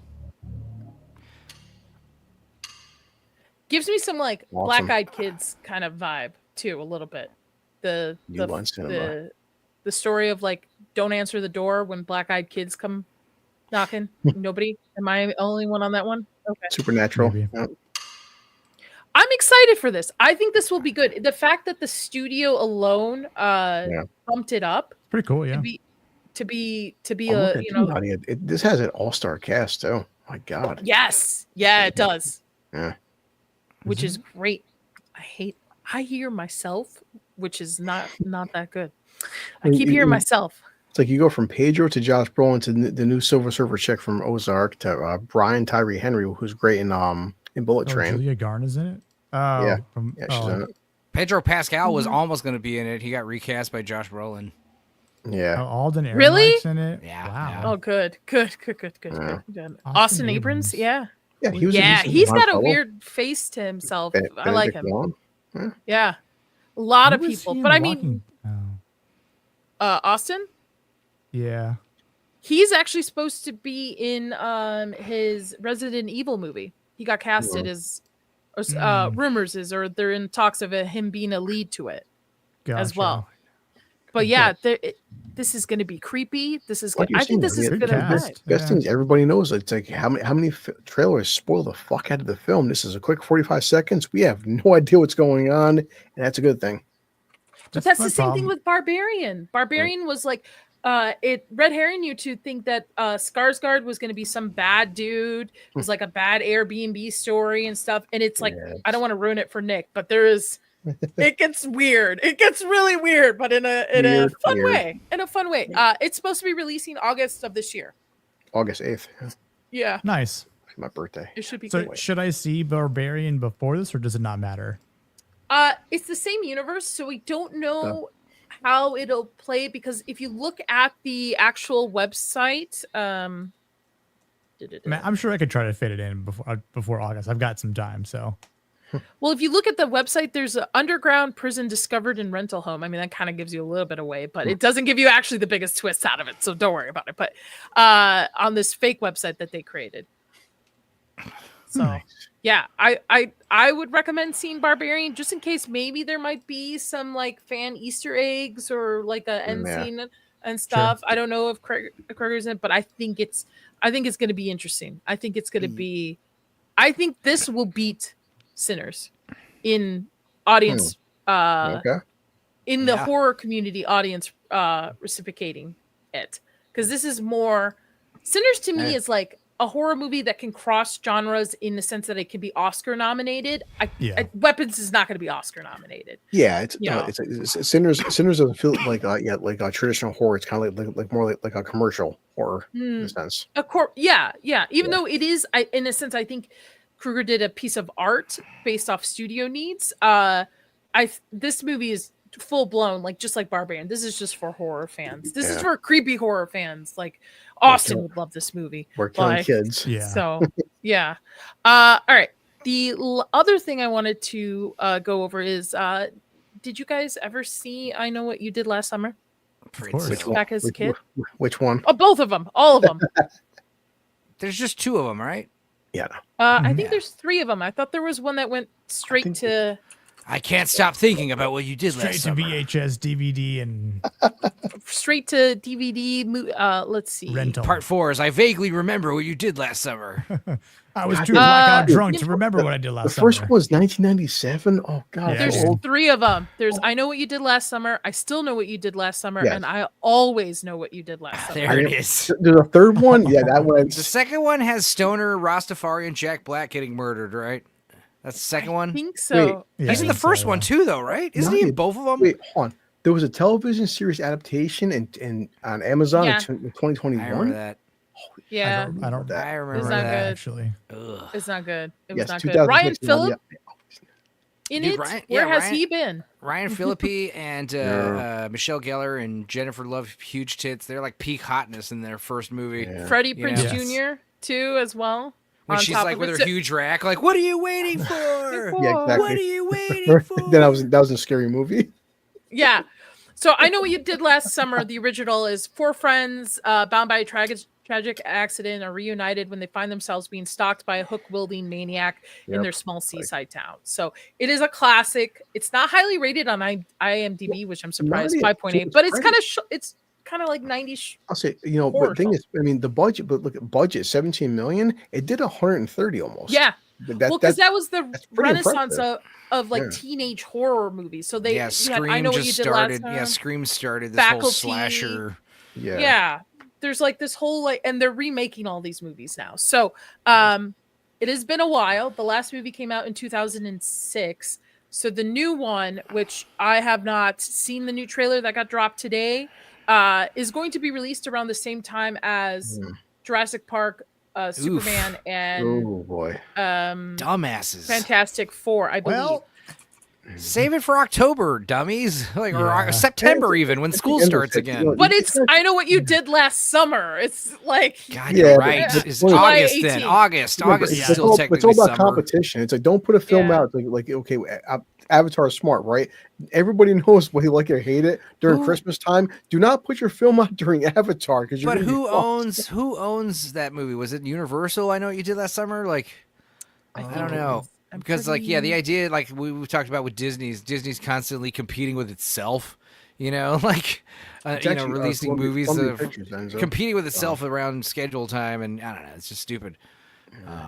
But yeah, are we gonna watch the trailer? Did you watch the trailer yet? No, you I didn't. haven't seen the trailer yet I watched it. to pull this article up for it. So I know what you did last summer trailer.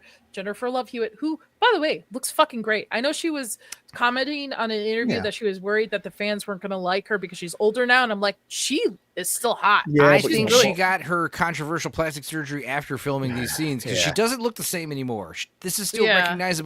recognizable J-Lo hue. Well, the funny part, I'm seeing more comments shitting on Freddie Prinze's appearance than her appearance. Yeah, well, he looks Pretty- fine. He's gray. He looks all, you know, what's it Old? called? Salt and Like- pepper. It's like, dude, he looks like he's 70. I'm like, God damn. I'm not gonna lie, guys. I watched the trailer. I like shuddered. Like I cringed so hard when they showed up out of nowhere. I was like, ugh. Yes. Uh-oh. And, okay. All right. Yeah. I was like, Oh, no. ugh. I still know what you did Oh, last no. summer. Okay. Because you have to 25 understand, summers ago. you just kind of spoiled that they're in the movie. I had no idea they were going to be in the movie. So when they showed up, I was like, oh boy.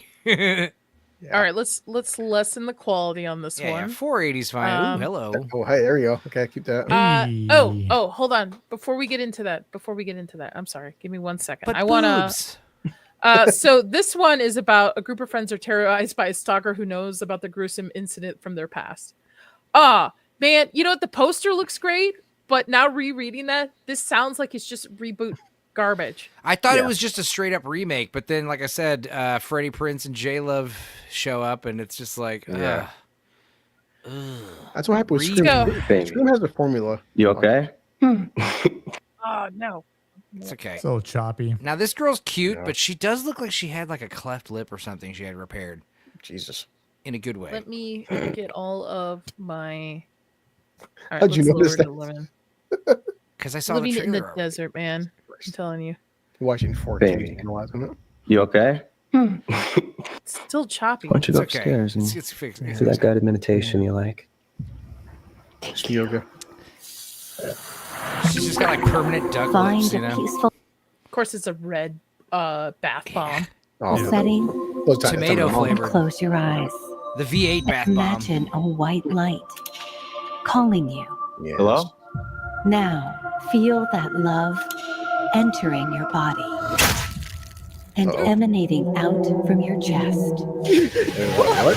Damn. Oh, that's pretty cool. I turned off my camera just to help with the internet access. But that's pretty cool. here. That's This is really not- cool. This Oh, is yeah. not the type of penetration this guy had in mind for tonight. I'll kill myself. Take a deep breath in and remember the energy you give to the universe Damn. always comes back to you. Oh, no, not through the hand. Not through the hand. Ah, I recognize that hook. not through the hand. Oh. I'm watching Nick's face and he's like, yeah, I don't watch these movies. I watched the first two. I never saw the third one I though. think everybody at our age watched the first Yeah. two. Yeah. For two very good. Now that doesn't really make sense because you would think if she was listening to like loud techno music or something, she could. If you're hearing guided meditation, I think you'd still be able to hear someone screaming downstairs. Agreed. Of course. Wait for the big reveal to show we'll feel it. You need to handle this. This isn't the first. See what I mean?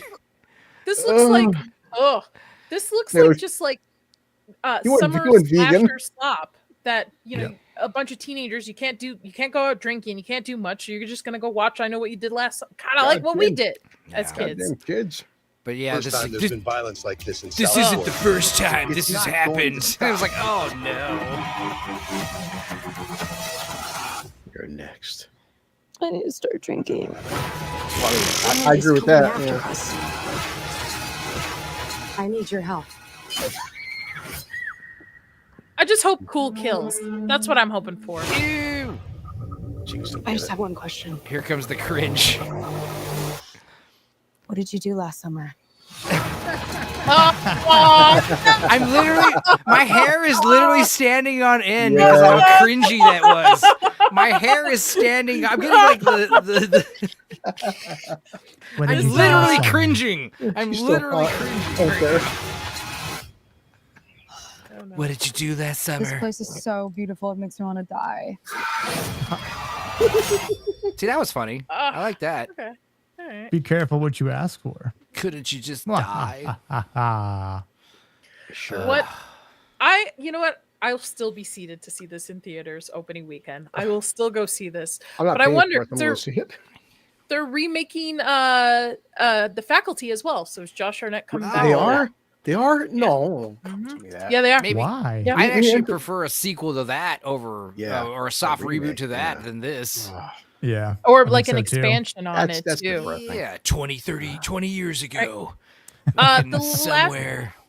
The last thing I want to talk about is this because it kind of leads into the fact that, by the way, Sarah Michelle Gellar was always teased to come back for the I Know What You Did Last Summer kind of thing, even though she died. Yeah. And it's still kind of teased, so I don't know how they're going to do that. But anybody seen Ready or Not? Mm-hmm. It's been a while. Yeah. It's been a long time. Yeah. I've seen it. They're though. doing a sequel to it. Ready or Not Wow. to Here I Come. That's the Okay. title. Ready or Not, Here Sure. I Come. Are they gonna use the song for that as well in a trailer? Fugees. Yeah. Yeah. I will They say should. with the movie, I was surprised that it's very Lovecraftian in Yeah. a sense with the ending of it, and I did like the exploding parts Oh. of Yeah. people just like. Well, so I don't know how they're gonna continue it because Samantha Weave, I think it's her name, Weaving. the lead from that one, she's coming back as well. But now it was announced that Sarah Michelle Gellar is joining as well as Elijah Wood, and Elijah Wood is a weirdo, but nonetheless, he's joining for the sequel, and I Poor think guy. they're in production right now for it as well. So I would be intrigued. I just hope it's just not like, oh, because this movie made so much money, we're just gonna do a sequel and we're just gonna write some crap kind of deal. Yeah. Who knows? Who knows, right? But I think it has potential to be good. The first one again was a very big surprise to me, but anytime I see Elijah Wood casted in something, it means he's doing some kind of kooky kind of role, and I cannot stand him in Yellow Jackets. I cannot, and I get it. You made your Frodo money. You're just doing whatever you want right now at this point. That's what it is. I was gonna say, what movies has he done recently? Oh, he was in that cool one where he goes to meet his crazy father, who was played by, what was it? Oh, let me look it up. But yeah, he's been in some neat, weird ones. He was in that weird piano player movie. That was okay. He was recently in The Monkey. Toxic Avenger. The Monkey was good. Yeah. Oh yeah. The Monkey was mid, but yeah.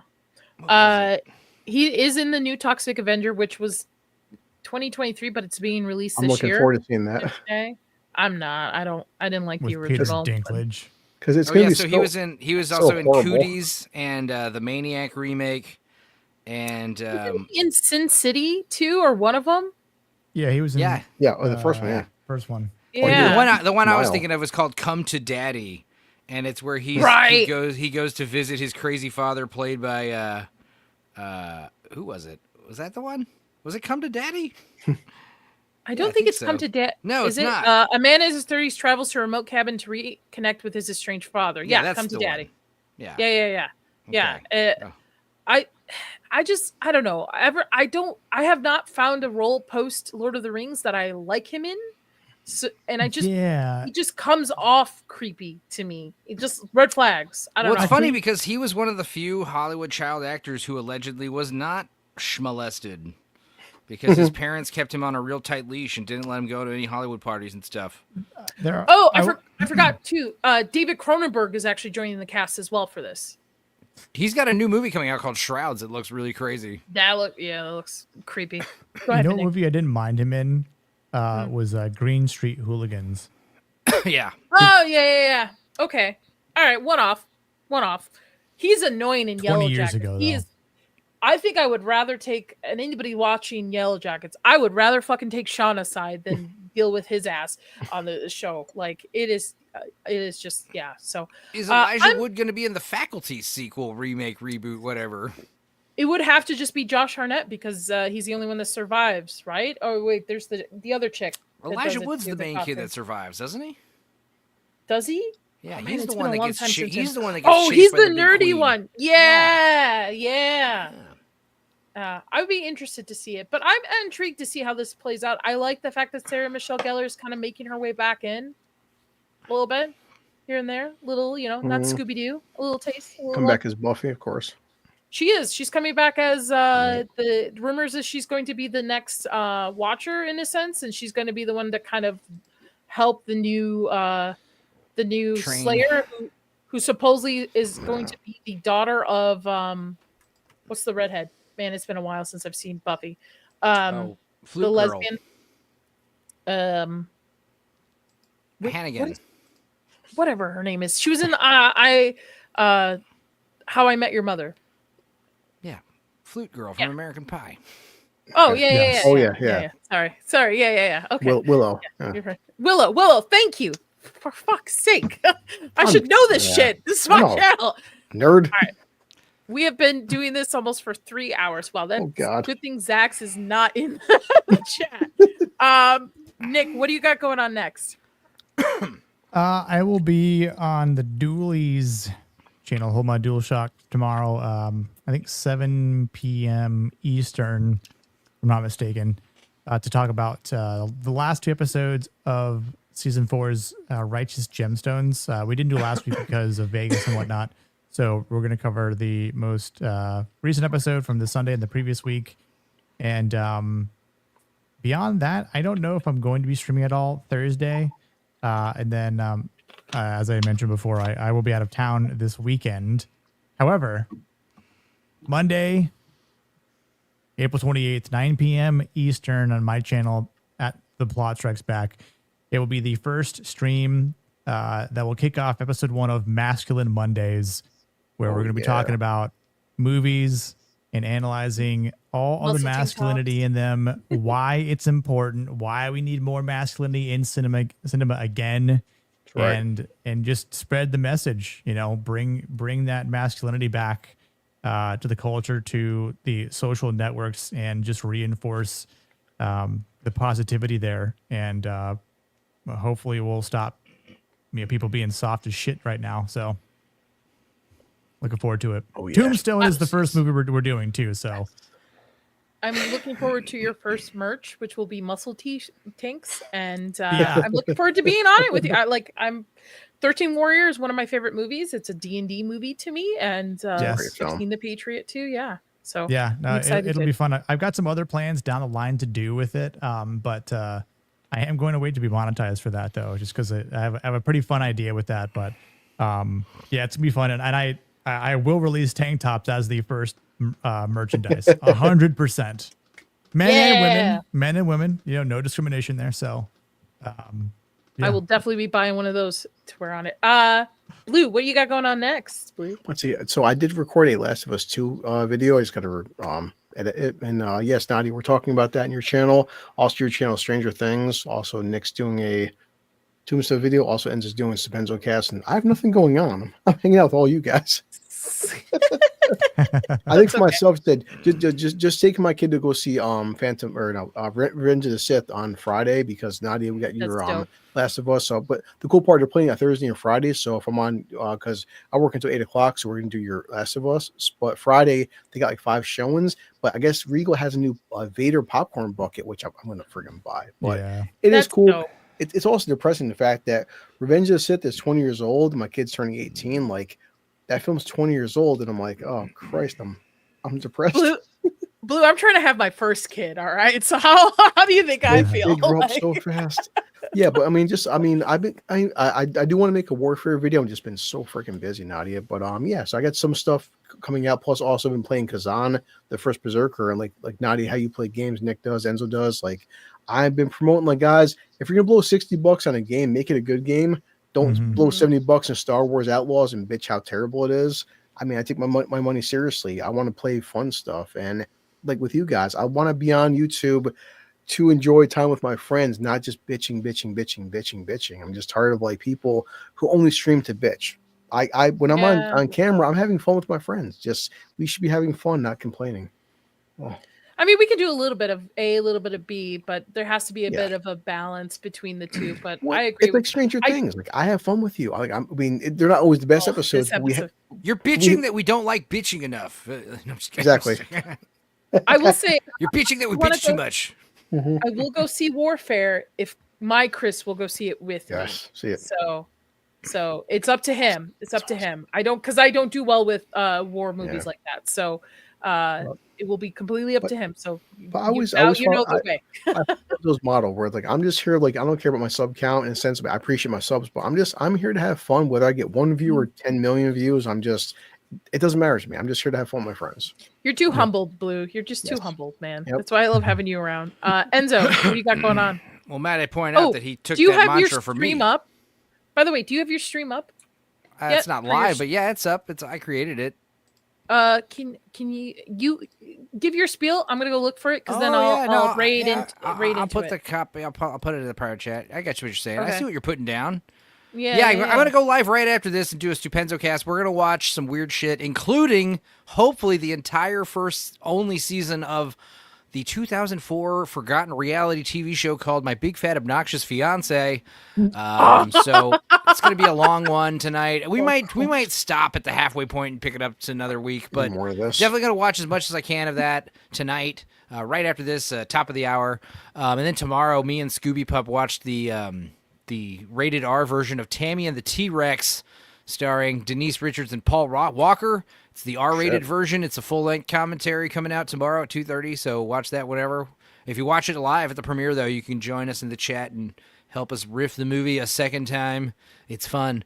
But yeah, other than that, I think I'll pop on Ryan Rogers show, reality-based Friday. I might also pop in B-Sides. They're doing like a 1,000 sub celebration B-roll stage. Woo! Adam Gray and company. Nice. I might pop in on that. Then Sunday, I think Sammy invited me on the news. I'm whoring myself out this week. I was gone for 2 weeks, so I'm down to hang, down to clown. So yeah, it's fun.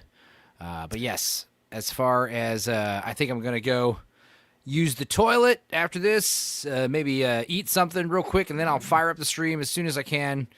So it's gonna be fun. I'm excited. I had an energy drink before I started, a coffee drink before I started this stream, so I'm jacked.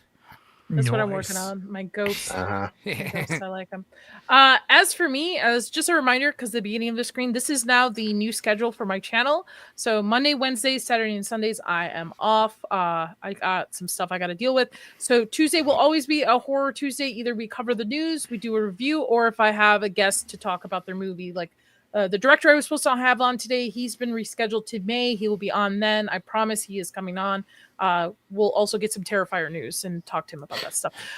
Thursday starts our Last of Us stream. We're going to start with episode 1 and 2. After that, we will go to weekly just because we're a week behind because of Vegas last week. Friday, we're going to continue our Stranger Things rewatch. Members watch party this Saturday. We're going to be watching Talk to Me. So that should be fun.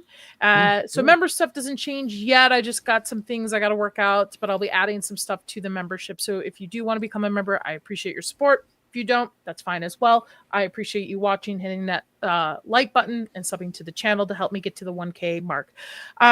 Tomorrow, I might do an improv stream depending on how early my Matthew Lillard tequila shows up.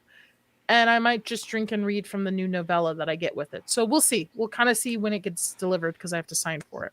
But I'll do something with that at some point. And as for guest spots, the only one I have coming up is Monday. I will be on Moxie's channel for her Monday night show. So that should be a good time. I think she hit 2K. She might have. I don't know if she did yet. So, yeah.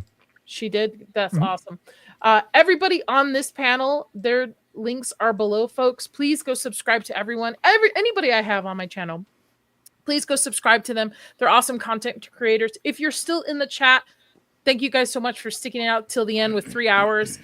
You will be redirected over to Enzo's stream. Please stick around for that. It should be a good time. And until then, guys, y'all know what to do. You stay spooky, y'all. Bye.